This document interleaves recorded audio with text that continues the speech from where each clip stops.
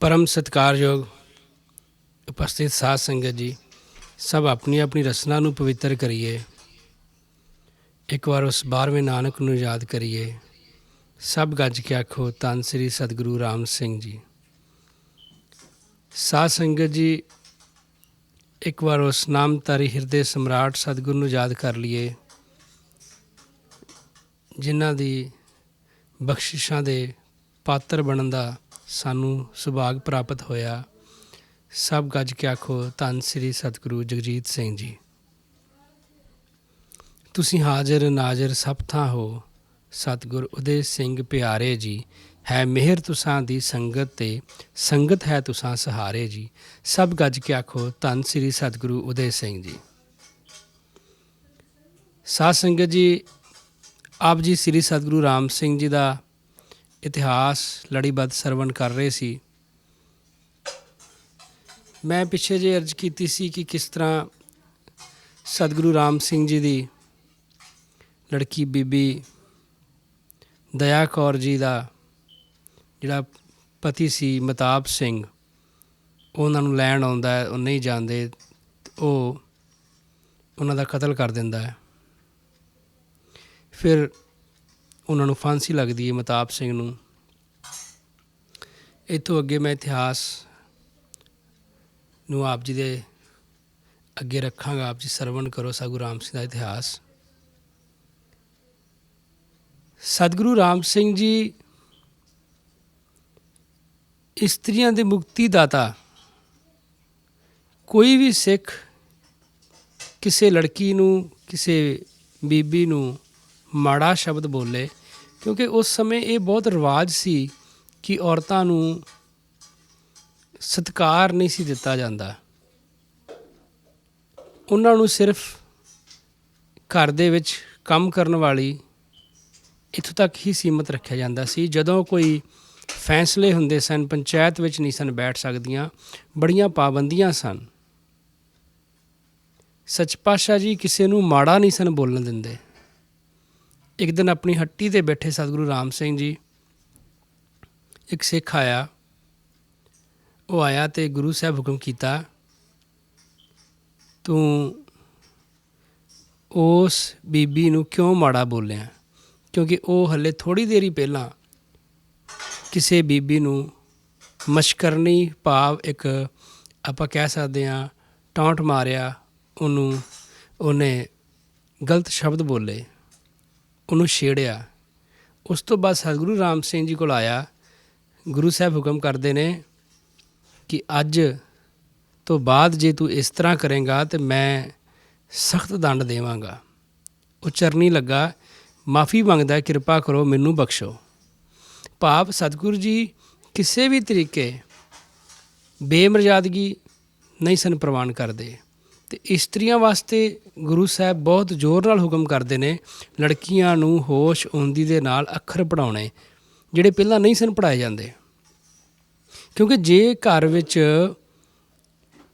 ਜਿਹੜੀ ਮਾਂ ਆ, ਲੜਕੀ ਹੈ, ਉਹਨੇ ਵੱਡੀ ਹੋਣਾ, ਵਿਆਹੀ ਜਾਣਾ, ਫਿਰ ਉਹਨੇ ਮਾਂ ਬਣਨਾ ਹੈ। ਜੇ ਉਸ ਲੜਕੀ ਨੂੰ ਆਪ ਨੂੰ ਗਿਆਨ ਨਹੀਂ ਆਉਂਦਾ ਹੋਏਗਾ, ਉਹਨੂੰ ਆਪ ਕੋਲ ਗਿਆਨ ਨਹੀਂ ਹੋਏਗਾ, ਉਹ ਆਪਣੇ ਬੱਚਿਆਂ ਨੂੰ ਕੀ ਸਿਖਾਏਗੀ? ਇਸ ਕਰਕੇ ਸੱਚ ਪਾਤਸ਼ਾਹ ਜੀ ਹੁਕਮ ਕਰਦੇ ਸਨ, ਹੋਸ਼ ਆਉਂਦੀ ਦੇ ਨਾਲ ਲੜਕੀਆਂ ਨੂੰ ਅੱਖਰ ਪੜ੍ਹਾਉਣੇ, ਗੁਰਮੁਖੀ ਅੱਖਰ ਪੜ੍ਹਾਉਣੇ, ਹੁਕਮਨਾਮਿਆਂ ਵਿੱਚ ਲਿਖ ਕੇ ਭੇਜਿਆ। ਇਸ ਕਰਕੇ ਗੁਰੂ ਸਾਹਿਬ ਨੇ ਇਸਤਰੀ ਜਾਤੀ 'ਤੇ ਬਹੁਤ ਜ਼ਿਆਦਾ ਜ਼ੋਰ ਦਿੱਤਾ। ਸਤਿਗੁਰੂ ਰਾਮ ਸਿੰਘ ਜੀ ਦਾ ਦਰਬਾਰ ਲੱਗਾ, ਸੰਗਤ ਆਣ ਕੇ ਮੱਥਾ ਟੇਕ ਰਹੀ ਹੈ। ਚਰਨਾਂ 'ਚ ਸਤਿਗੁਰੂ ਰਾਮ ਸਿੰਘ ਦੇ ਚਰਨਾਂ 'ਚ ਪੈਸੇ ਰੱਖਦੇ ਨੇ, ਮੋਹਰਾਂ ਰੱਖਦੇ ਨੇ, ਦਮੜੇ ਰੱਖ ਕੇ ਮੱਥਾ ਟੇਕਦੇ ਨੇ। ਇੱਕ ਸਿੱਖ ਆਇਆ, ਉਹਨੇ 1 ਰੁਪਈਆ ਅਰਦਾਸ ਕਰਵਾਇਆ। ਅਰਦਾਸ ਕਰਵਾਏ ਤੋਂ ਮਤਲਬ ਭਾਵ ਕਿ ਮੈਂ ਆਪ ਜੀ ਦੇ ਚਰਨਾਂ 'ਚ 1 ਰੁਪਈਆ ਮੱਥਾ ਟੇਕਦਾ। ਗੁਰੂ ਸਾਹਿਬ ਕੋਲ ਜਦੋਂ ਉਹ 1 ਰੁਪਈਆ ਲੈ ਕੇ ਆਇਆ, ਗੁਰੂ ਸਾਹਿਬ ਨੇ ਕੋਲ ਇੱਕ ਸੋਟੀ ਸੀ, ਉਹਦੇ ਨਾਲ ਫੜ ਕੇ ਰੁਪਈਆ ਪਰੇ ਕਰ ਦਿੱਤਾ। ਉਹਨੇ ਫਿਰ ਆਣ ਕੇ ਦੁਬਾਰਾ ਮੱਥਾ ਟੇਕ ਦਿੱਤਾ। ਗੁਰੂ ਸਾਹਿਬ ਨੇ ਫਿਰ ਚੁੱਕ ਕੇ ਉਹਨੂੰ ਪਰੇ ਸੁੱਟ ਦਿੱਤਾ। ਉਹ ਫਿਰ ਆਇਆ, ਤੀਸਰੀ ਵਾਰੀ ਫਿਰ ਸੁੱਟ ਦਿੱਤਾ। ਬਾਬਾ ਜਵਾਹਰ ਸਿੰਘ ਜੀ ਕੋਲ ਬੈਠੇ ਸਨ। ਉਹਨਾਂ ਨੇ ਅਰਜ਼ ਕੀਤੀ, ਪਾਤਸ਼ਾਹ ਇਹ ਕੀ ਕਾਰਨ ਆ? ਉਹ ਸਿੱਖ ਬਾਰ-ਬਾਰ ਪੈਸੇ ਮੱਥਾ ਟੇਕ ਰਿਹਾ ਆਪ ਜੀ ਦੇ ਚਰਨਾਂ 'ਚ। ਆਪ ਜੀ ਪ੍ਰਵਾਨ ਨਹੀਂ ਕਰਦੇ, ਚੁੱਕ ਕੇ ਬਾਹਰ ਸੁੱਟੀ ਜਾਂਦੇ ਹੋ। ਇਹ ਕਿਸ ਤਰ੍ਹਾਂ ਦੀ ਮਾਇਆ ਆ ਜਿਸ ਨੂੰ ਆਪ ਜੀ ਪ੍ਰਵਾਨ ਨਹੀਂ ਕਰ ਰਹੇ? ਗੁਰੂ ਸਾਹਿਬ ਹੁਕਮ ਕੀਤਾ, ਇਸ ਸਿੰਘ ਨੇ ਕਿਸੇ ਸਿੰਘ ਦੀ ਸਿੰਘਣੀ ਨੂੰ ਵੇਚਿਆ, ਇਹਨੇ ਵਿਚੋਲਗੀ ਕੀਤੀ ਹੈ, ਇਹ 100 ਰੁਪਏ ਦੀ ਵੇਚ ਕੇ ਆਇਆ ਹੈ, ਇਹ ਐਡਾ ਖੋਟਾ ਕਰਮ ਕਰਕੇ ਆਇਆ ਹੈ, ਇਸ ਕਰਕੇ ਇਹਦੇ ਪੈਸੇ ਨਹੀਂ ਪ੍ਰਵਾਨ ਕਰਨੇ। ਜਦੋਂ ਉਸ ਸਿੱਖ ਨੂੰ ਸੱਦਿਆ, ਉਹ ਕਿ ਤੂੰ ਇਹ ਖੋਟਾ ਕਰਮ ਕੀਤਾ ਹੈ, ਉਹ ਮੰਨ ਗਿਆ, ਕਹਿੰਦਾ ਜੀ ਮੇਰੇ ਤੋਂ ਗਲਤੀ ਹੋ ਗਈ ਹੈ, ਮੈਂ ਇਹ ਕਰਮ ਕੀਤਾ ਹੈ, ਮੰਦਾ ਕਰਮ ਕੀਤਾ ਹੈ, ਮੈਂ ਵਿਚੋਲਗੀ ਕੀਤੀ ਹੈ, ਮੈਂ ਉਸ ਸਿੱਖ ਦੀ ਸਿੰਘਣੀ ਨੂੰ ਵੇਚਿਆ ਹੈ। ਗੁਰੂ ਸਾਹਿਬ ਹੁਕਮ ਕਰਦੇ ਨੇ, ਜਿਹੜੇ ਤੇਰੇ ਕੋਲ ਪੈਸੇ ਨੇ ਉਸ ਬੰਦੇ ਨੂੰ ਪੈਸੇ ਵਾਪਸ ਕਰ, ਉਸ ਸਿੰਘ ਦੀ ਸਿੰਘਣੀ ਨੂੰ ਜਿੱਥੇ ਵੇਚਿਆ ਉੱਥੋਂ ਲਿਜਾ ਕੇ ਵਾਪਸ ਉਸ ਸਿੰਘ ਨੂੰ ਮੋੜ ਕੇ ਵਾਪਸ ਆ ਜਾ। ਉਸ ਤੋਂ ਬਾਅਦ ਮੂੰਹ ਕਾਲਾ ਕਰਕੇ ਗਲ ਵਿੱਚ ਛਿੱਤਰਾਂ ਦਾ ਹਾਰ ਪਾ ਕੇ ਅਤੇ ਸਾਰਿਆਂ ਨੂੰ ਦੱਸ ਕਿ ਮੈਂ ਇਹ ਮਾੜਾ ਕਰਮ ਕੀਤਾ ਹੈ, ਕਿਰਪਾ ਕਰੋ ਮੈਨੂੰ ਬਖਸ਼ੋ। ਜੇ ਤੂੰ ਇਸ ਤਰ੍ਹਾਂ ਕਰੇਂਗਾ ਤਾਂ ਤੇਰੇ ਸਾਰੇ ਗੁਨਾਹ ਬਖਸ਼ ਦਿਆਂਗਾ। ਸਾਧ ਸੰਗਤ ਜੀ, ਉਸ ਸਿੱਖ ਨੇ ਇਸੇ ਤਰ੍ਹਾਂ ਹੀ ਕੀਤਾ। ਗਲ ਵਿੱਚ ਛਿੱਤਰਾਂ ਦਾ ਹਾਰ ਪਾ ਕੇ ਮੂੰਹ ਕਾਲਾ ਕਰਕੇ ਗਧੇ 'ਤੇ ਚੜ੍ਹ ਗਿਆ ਅਤੇ ਇਕੱਲੇ ਨੂੰ ਦੱਸਿਆ ਉਹਨੇ ਜਾ ਕੇ ਕਿ ਮੈਂ ਇਹ ਖੋਟਾ ਕਰਮ ਕੀਤਾ ਹੈ। ਧੰਨ ਨੇ ਉਹ ਸਿੱਖ ਜਿਹੜੇ ਇਸ ਤਰ੍ਹਾਂ ਬਚਨ ਮੰਨਦੇ ਨੇ ਸਤਿਗੁਰੂ ਜੀ ਦਾ। ਸਾਡੇ ਕੋਲੋਂ ਕੋਈ ਅਵੱਗਿਆ ਹੋ ਜਾਵੇ, ਅਸੀਂ ਸੱਚ ਪਾਤਸ਼ਾਹ ਜੀ ਸਾਨੂੰ ਜੇ ਪਿਆਰ ਨਾਲ ਵੀ ਸਮਝਾਉਣ ਨਾ। ਇੱਕ ਭੈਣੀ ਸਾਹਿਬ ਸਿੱਖ ਸੀਗਾ, ਉੱਤੇ ਬੜੀਆਂ ਖੁਸ਼ੀਆਂ ਸਨ ਸਾਧੂ ਜਗਜੀਤ ਸਿੰਘ ਜੀ ਦੀਆਂ, ਮੈਂ ਨਾਂ ਨਹੀਂ ਲੈਂਦਾ ਉਹਨਾਂ ਦਾ। ਇੰਨੀਆਂ ਖੁਸ਼ੀਆਂ ਸਨ, ਸੰਗਤ ਵਿੱਚ ਖੜ੍ਹਿਆਂ ਮਨ ਜਿਹੜਾ ਸੀ ਉਹਨਾਂ ਦਾ ਇਸ ਤਰ੍ਹਾਂ ਦਾ ਹੋ ਗਿਆ। ਬਲਜੀਤ ਸਿੰਘ ਜੀ ਰਾਗੀ, ਉਹਨਾਂ ਦੀ ਮੈਂ ਗੱਲ ਕਰ ਰਿਹਾ। ਮਨ ਸੱਚ ਪਾਤਸ਼ਾਹ ਜੀ ਤੋਂ ਜਦੋਂ ਦੂਰ ਹੋਣਾ ਸ਼ੁਰੂ ਹੋ ਗਿਆ, ਸੱਚ ਪਾਤਸ਼ਾਹ ਜੀ ਇੰਨਾ ਪਿਆਰ ਕਰਨਾ ਉਹਨਾਂ ਦੇ ਨਾਲ, ਆਪਣੇ ਕੋਲ ਬਾਕੀ ਜਿਹੜੇ ਰਾਗੀ ਸਨ ਉਹ ਸਾਹਮਣੇ ਬੈਠੇ ਹੁੰਦੇ ਸਨ, ਪਰ ਬਲਜੀਤ ਸਿੰਘ ਜੀ ਨੂੰ ਆਪਣੇ ਕੋਲ ਬਿਠਾਉਂਦੇ ਹੁੰਦੇ ਸਨ। ਸੱਚ ਪਾਤਸ਼ਾਹ ਜੀ ਆਪਣੇ ਸੇਵਕ ਨੂੰ ਹੁਕਮ ਕਰਨਾ ਵੀ ਬਲਜੀਤ ਦਾ ਸਾਜ਼ ਤੂੰ ਲੈ ਕੇ ਆ। ਕਿਉਂਕਿ ਅਸੀਂ ਬਹੁਤ ਛੋਟੇ ਸੀ, ਮੈਂ ਵੀ ਉਹਨਾਂ ਕੋਲੋਂ ਸਿੱਖਿਆ ਰਾਗ, ਜਾਂਦਾ ਹੁੰਦਾ ਸੀ ਮੈਂ ਰਾਗ ਸਿੱਖਣ, ਭਾਜੀ ਵੀ ਅਸੀਂ ਜਾਂਦੇ ਰਹੇ ਹਾਂ। ਇੱਕੋ ਹੀ ਗੱਲ ਸਾਰੇ ਕਹਿੰਦੇ ਸੀ ਕਿ ਸਿਰਫ ਸਤਿਗੁਰੂ ਜਗਜੀਤ ਸਿੰਘ ਜੀ ਉਸ ਨੂੰ ਆਪਣੇ ਆਸਨ 'ਤੇ ਨਹੀਂ ਸਨ ਬਿਠਾ ਸਕਦੇ, ਬਾਕੀ ਉਹਦੇ ਨਾਲ ਇੰਨਾ ਪਿਆਰ ਕਰਦੇ ਸੀ, ਆਪਣੇ ਲਾਗੇ ਇੰਨਾ ਬਿਠਾਉਂਦੇ ਸਨ। ਪਰ ਜਦੋਂ ਮਨ ਥੋੜ੍ਹਾ ਦੂਰ ਹੋਣਾ ਸ਼ੁਰੂ ਹੋ ਗਿਆ ਉਸਦਾ, ਤਾਂ ਇੱਕ ਦਿਨ ਸੱਚ ਪਾਤਸ਼ਾਹ ਜੀ ਕਿਰਪਾ ਕੀਤੀ ਸੰਗਤ ਦੇ ਵਿੱਚ, ਆਸਾ ਦੀ ਵਾਰ ਤੋਂ ਬਾਅਦ ਇੱਥੋਂ ਨੱਕ ਫੜ ਕੇ ਤੇ ਇੱਦਾਂ ਪਿਆਰ ਨਾਲ ਕੀਤਾ। ਇਸ ਗੱਲ ਤੋਂ ਹੀ ਬਲਜੀਤ ਸਿੰਘ ਜੀ ਬਹੁਤ ਨਾਰਾਜ਼ ਹੋ ਗਏ ਕਿ ਮੇਰੇ ਨਾਲ ਇਸ ਤਰ੍ਹਾਂ ਕਿਉਂ ਕੀਤਾ, ਮੇਰੀ ਸਾਰੀ ਸੰਗਤ ਦੇ ਵਿੱਚ ਬੇਇੱਜ਼ਤੀ ਕਰ ਦਿੱਤੀ ਹੈ, ਇਹਨਾਂ ਨੂੰ ਪਤਾ ਨਹੀਂ ਲੱਗਦਾ, ਥਾਂ ਨਹੀਂ ਵੇਖਦੇ, ਮੇਰੇ ਨਾਲ ਇਸ ਤਰ੍ਹਾਂ ਕਰ ਦਿੱਤਾ। ਪਿਆਰ ਕੀਤਾ ਸੀ। ਜਦੋਂ ਮਨ ਦੂਰ ਹੋ ਜਾਂਦਾ ਨਾ, ਉਦੋਂ ਪਿਆਰ ਵੀ ਚੰਗਾ ਨਹੀਂ ਲੱਗਦਾ, ਅਤੇ ਪਿਆਰ ਵੀ ਸਤਿਗੁਰ ਦਾ, ਇੰਨੀ ਬਖਸ਼ਿਸ਼ ਕਰਨ ਸਤਿਗੁਰ, ਬਹੁਤ ਦੂਰ ਚਲਾ ਗਿਆ ਮਨ ਉਹਨਾਂ ਦਾ। ਮੈਂ ਗੱਲ ਕਰਦਾ ਸੀ, ਜੇ ਮਨ ਠੀਕ ਹੋਵੇ, ਉਹ ਸਿੱਖ ਨੇ ਆਪਣੀ ਗਲਤੀ ਮੰਨੀ, ਛਿੱਤਰਾਂ ਦਾ ਗਲ 'ਚ ਹਾਰ ਪਾ ਕੇ ਮੂੰਹ ਕਾਲਾ ਕਰਕੇ ਇਕੱਲੇ ਨੂੰ ਦੱਸ ਰਿਹਾ ਕਿ ਮੇਰੇ ਤੋਂ ਇਹ ਅਵੱਗਿਆ ਹੋਈ ਹੈ।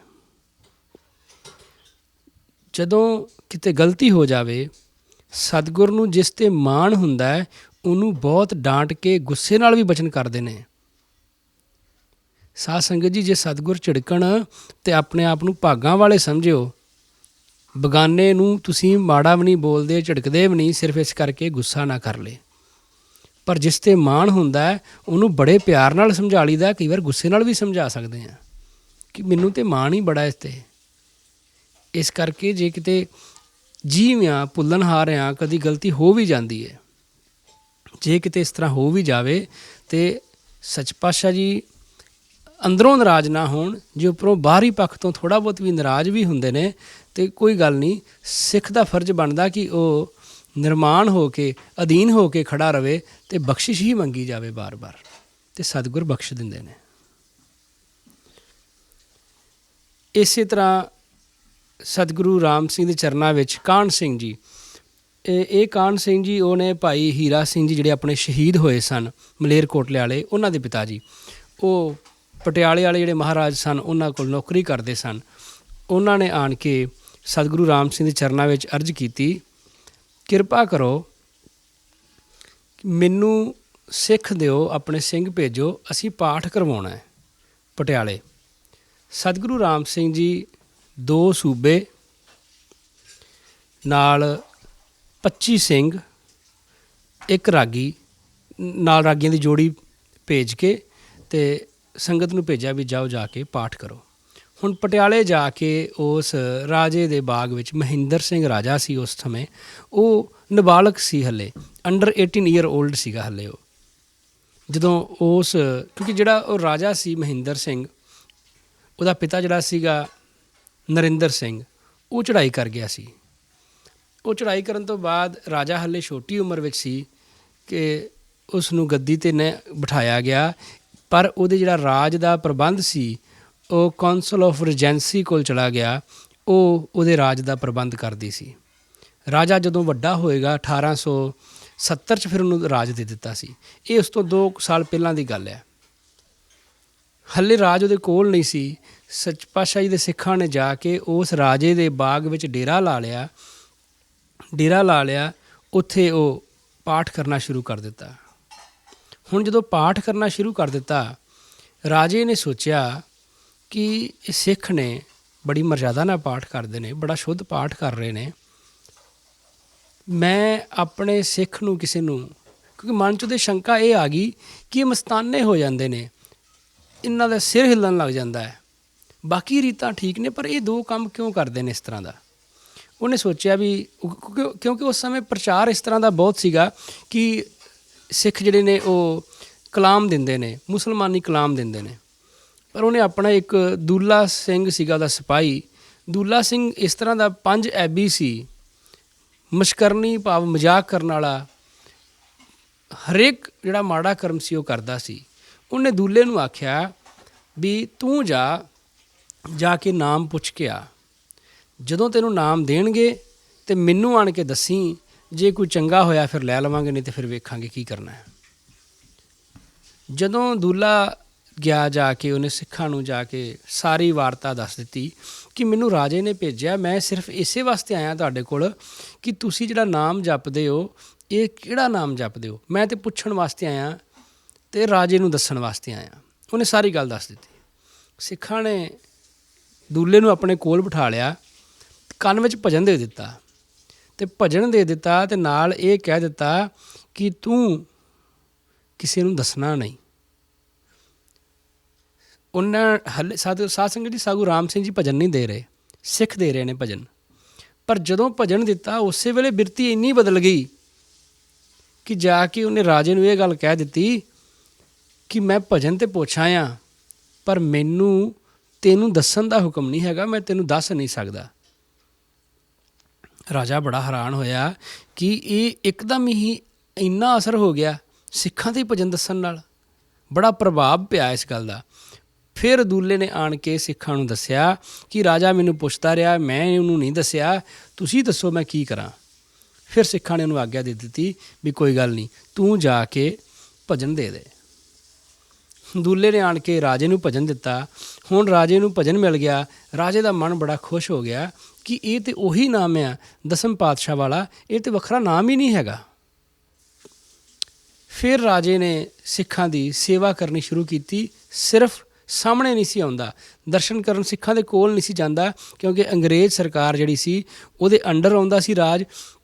ਡਰ ਇਸ ਗੱਲ ਦਾ ਸੀ ਕਿ ਜੇ ਮੈਂ ਇਹਨਾਂ ਸਿੱਖਾਂ ਨੂੰ ਮਿਲਣ ਲਈ ਗਿਆ ਅਤੇ ਇਹ ਨਾ ਹੋਵੇ ਕਿ ਮੇਰਾ ਰਾਜ ਜਿਹੜਾ ਉਹ ਮੈਨੂੰ ਮਿਲੇ ਹੀ ਨਾ, ਕਿਉਂਕਿ ਜਦੋਂ ਉਹਨੇ ਬਾਲਿਗ ਹੋਣਾ ਸੀ ਉਸ ਤੋਂ ਬਾਅਦ ਉਹਨੂੰ ਰਾਜ ਮਿਲਣਾ ਸੀ। ਇਸ ਤਰ੍ਹਾਂ ਦੀਆਂ ਮਨ ਦੇ ਵਿੱਚ ਸੋਚਦਾ ਰਿਹਾ ਅਤੇ ਰਾਜਾ ਪਿੱਛੇ ਰਿਹਾ, ਕਿਉਂਕਿ 1852 ਦਾ ਜਨਮ ਹੈ ਰਾਜੇ ਦਾ ਅਤੇ 70 'ਚ ਜਾ ਕੇ 18 ਸਾਲ ਦਾ ਹੁੰਦਾ। ਇਹ 68 ਦੇ ਆਸ-ਪਾਸ ਦਾ 16 ਸਾਲ ਦਾ ਸੀ ਰਾਜਾ ਉਸ ਟਾਈਮ, 16-17 ਸਾਲ ਦਾ, 16.5 ਸਾਲ ਦਾ ਹੋਏਗਾ। ਉਹਨੇ ਸੋਚਿਆ ਕਿ ਟਾਈਮ ਮੇਰਾ ਥੋੜ੍ਹਾ ਰਹਿੰਦਾ, ਇਸ ਗੱਲੋਂ ਨਾਰਾਜ਼ ਨਾ ਹੋ ਜਾਣ ਵੀ ਇਹ ਰਾਜਾ ਜਾ ਕੇ ਕੂਕਿਆਂ ਨਾਲ ਰਲ ਗਿਆ। ਪਰ ਉਹਨੇ ਅੰਦਰ ਖਾਤੇ ਰਹਿਣਾ, ਸੇਵਾ ਕਰਨੀ, ਸਿੱਖਾਂ ਦੀ। ਜਿਹੜਾ ਉਹ ਦੂਲਾ ਸੀਗਾ, ਦੂਲੇ ਦੇ ਵਿੱਚ ਐਸੀ ਕਿਰਪਾ ਆਈ, ਭਜਨ ਦਾ ਐਸਾ ਰੰਗ ਚੜਿਆ ਉਹਨੂੰ ਕਿ ਜਿੰਨਾ ਉਹ ਐਬੀ ਸੀ, ਮਾਂ ਸ਼ਰਾਬ ਖਾਣ ਪੀਣ ਵਾਲਾ ਸੀ, ਉਹ ਇੱਕਦਮ ਹੀ ਬਦਲ ਗਿਆ ਜੀਵਨ ਉਹਦਾ। ਇੰਨਾ ਚੰਗਾ ਹੋ ਗਿਆ, ਭਜਨ ਬਾਣੀ ਕਰਨ ਲੱਗ ਗਿਆ, ਮਨ ਦੇ ਵਿੱਚ ਐਸੀ ਰੰਗਤ ਆ ਗਈ ਕਿ ਸਾਰੇ ਜੋ ਮੂੰਹੋਂ ਬੋਲਦਾ ਪੂਰਾ ਹੋਣ ਲੱਗ ਗਿਆ। ਹੱਲੇ ਉਹਨੇ ਸਾਧ ਸੰਗਤ ਜੀ ਕੋਈ ਨਾਮ ਜਪਿਆ ਨਹੀਂ ਬਹੁਤ ਜ਼ਿਆਦਾ, ਸਿੱਖ ਦੇ ਰਹਿ ਰਹੇ ਨੇ, ਪਾਠ ਕਰ ਰਹੇ ਨੇ, ਕਿੰਨੇ ਦਿਨਾਂ 'ਚ ਕਰ ਲਿਆ ਹੋਏਗਾ? 4 5 10 ਦਿਨਾਂ 'ਚ ਖਤਮ ਕਰ ਲਿਆ ਹੋਏਗਾ ਪਾਠ। ਹੁਣ ਉਹ ਦੂਲੇ ਦੀ ਬੜੀ ਉਸਤਤ ਹੋਣ ਲੱਗ ਗਈ, ਪਾਠ ਦਾ ਭੋਗ ਪੈ ਗਿਆ ਅਤੇ ਰਾਜੇ ਨੇ ਆਖਿਆ ਕਿ ਤੁਸੀਂ ਪ੍ਰਸ਼ਾਦ ਛਕੋ, ਮੈਂ ਲੰਗਰ ਕਰਾਂਗਾ, ਮੇਰੇ ਕੋਲ ਆਣ ਕੇ ਤੁਸੀਂ ਲੰਗਰ ਛਕੋ। ਸਿੰਘਾਂ ਨੇ ਆਖਿਆ ਤੂੰ ਭਜਨ ਪੁੱਛ ਲੈ ਤਾਂ ਤੇਰਾ ਪ੍ਰਸ਼ਾਦ ਛਕਾਂਗੇ, ਉਨਾ ਚਿਰ ਤੇਰਾ ਪ੍ਰਸ਼ਾਦ ਨਹੀਂ ਛਕਣਾ। ਰਾਜੇ ਨੇ ਸੁਨਾਹ ਭੇਜਿਆ ਵੀ ਨਹੀਂ ਕੋਈ ਗੱਲ ਨਹੀਂ ਤੁਸੀਂ ਆਓ, ਪਰ ਸਿੰਘਾਂ ਨੇ ਕਿਹਾ ਅਸੀਂ ਇਸ ਤਰ੍ਹਾਂ ਨਹੀਂ ਕਰਨਾ। ਖੈਰ ਉੱਧਰੋਂ ਪਾਠ ਦਾ ਭੋਗ ਪੈ ਗਿਆ। ਸਿੰਘਾਂ ਨੇ ਸਿਪਾਹੀਆਂ ਨੂੰ ਆਖਿਆ ਵੀ ਸਾਨੂੰ ਤੁਹਾਡੇ ਘੋੜੇ ਚਾਹੀਦੇ ਨੇ। ਸਿੰਘ ਜਿਹੜੇ ਸਨ ਉਹ ਘੋੜੇ ਲੈ ਕੇ ਨਾਲ ਹੀ ਉੱਥੇ ਇੱਕ ਕਿਲ੍ਹਾ ਸੀਗਾ, ਉਸ ਕਿਲ੍ਹੇ ਦੇ ਦਰਸ਼ਨ ਕਰਨ ਚਲੇ ਗਏ। ਬਾਹਰਲੇ ਪਾਸੇ ਸੀ ਕਿਲ੍ਹਾ ਇੱਕ। ਉਹ ਜਦੋਂ ਕਿਲ੍ਹੇ ਦੇ ਉੱਥੇ ਗੁਰੂ 9ਵੇਂ ਪਾਤਸ਼ਾਹ ਵੀ ਉਸ ਕਿਲ੍ਹੇ ਵਿੱਚ ਠਹਿਰੇ ਸਨ, ਸਰਦੀਆਂ ਦੇ ਦਿਨ ਵਿੱਚ ਸਨ ਠਹਿਰੇ। ਉਸ ਕਿਲ੍ਹੇ ਵਿੱਚ ਜਾ ਕੇ ਦਰਸ਼ਨ ਕੀਤੇ, ਗੁਰਦੁਆਰਾ ਬਣਿਆ ਸੀ। ਉਸ ਕਿਲ੍ਹੇ ਦੇ ਉੱਪਰ ਚੜ੍ਹ ਗਏ, ਸਿਖਰ ਦੇ ਉੱਪਰ ਚੜ੍ਹ ਗਏ, ਉੱਥੇ ਤੋਪਾਂ ਪਈਆਂ ਸਨ। ਤੋਪਾਂ ਦੇ ਕੋਲ ਜਾ ਕੇ ਸਿੰਘਾਂ ਨੇ ਹੱਥ ਲਾ ਕੇ ਤੋਪਾਂ ਨੂੰ ਇਹ ਕਹਿਣਾ ਸ਼ੁਰੂ ਕਰ ਦਿੱਤਾ, ਆਹ ਤੋਪ ਮੇਰੀ ਏ, ਆਹ ਤੋਪ ਮੇਰੀ ਏ। ਕਿਉਂਕਿ ਪਟਿਆਲੇ ਵਾਲੇ ਰਾਜੇ ਦੀਆਂ ਤੋਪਾਂ ਸਨ ਜਦੋਂ ਸਿੱਖ ਸ਼ਹੀਦ ਹੋਏ ਸਨ ਮਲੇਰਕੋਟਲੇ। ਇਸ ਤਰ੍ਹਾਂ ਦੀਆਂ ਗੱਲਾਂ ਬਾਤਾਂ ਹੋਈਆਂ। ਜਦੋਂ ਸਿੱਖ ਵਾਪਸ ਆਏ, ਕਿਸੇ ਨੇ ਜਾ ਕੇ ਰਾਜੇ ਨੂੰ ਦੱਸਿਆ ਕਿ ਇਹ ਸਿੱਖ ਉੱਥੇ ਘੋੜੇ ਲੈ ਕੇ ਚਲੇ ਗਏ, ਜਾ ਕੇ ਤੋਪਾਂ ਨੂੰ ਕਹਿਣ ਲੱਗ ਗਿਆ ਤੋਪ ਮੇਰੀ ਏ, ਆ ਮੇਰੀ ਏ। ਕਿਸੇ ਨੇ ਵਧਾ ਚੜ੍ਹਾ ਕੇ ਜਦੋਂ ਰਾਜੇ ਨੂੰ ਗੱਲਾਂ ਦੱਸੀਆਂ, ਰਾਜੇ ਨੂੰ ਬਹੁਤ ਗੁੱਸਾ ਆਇਆ। ਉਹਨੇ ਉਸੇ ਵੇਲੇ ਸੁਨਾਹ ਭੇਜਿਆ ਕਿ ਇਹਨਾਂ ਨੂੰ ਸਿੰਘਾਂ ਨੂੰ ਆਖੋ ਕਿ ਹੁਣੀ ਚਲੇ ਜਾਣ ਇੱਥੋਂ।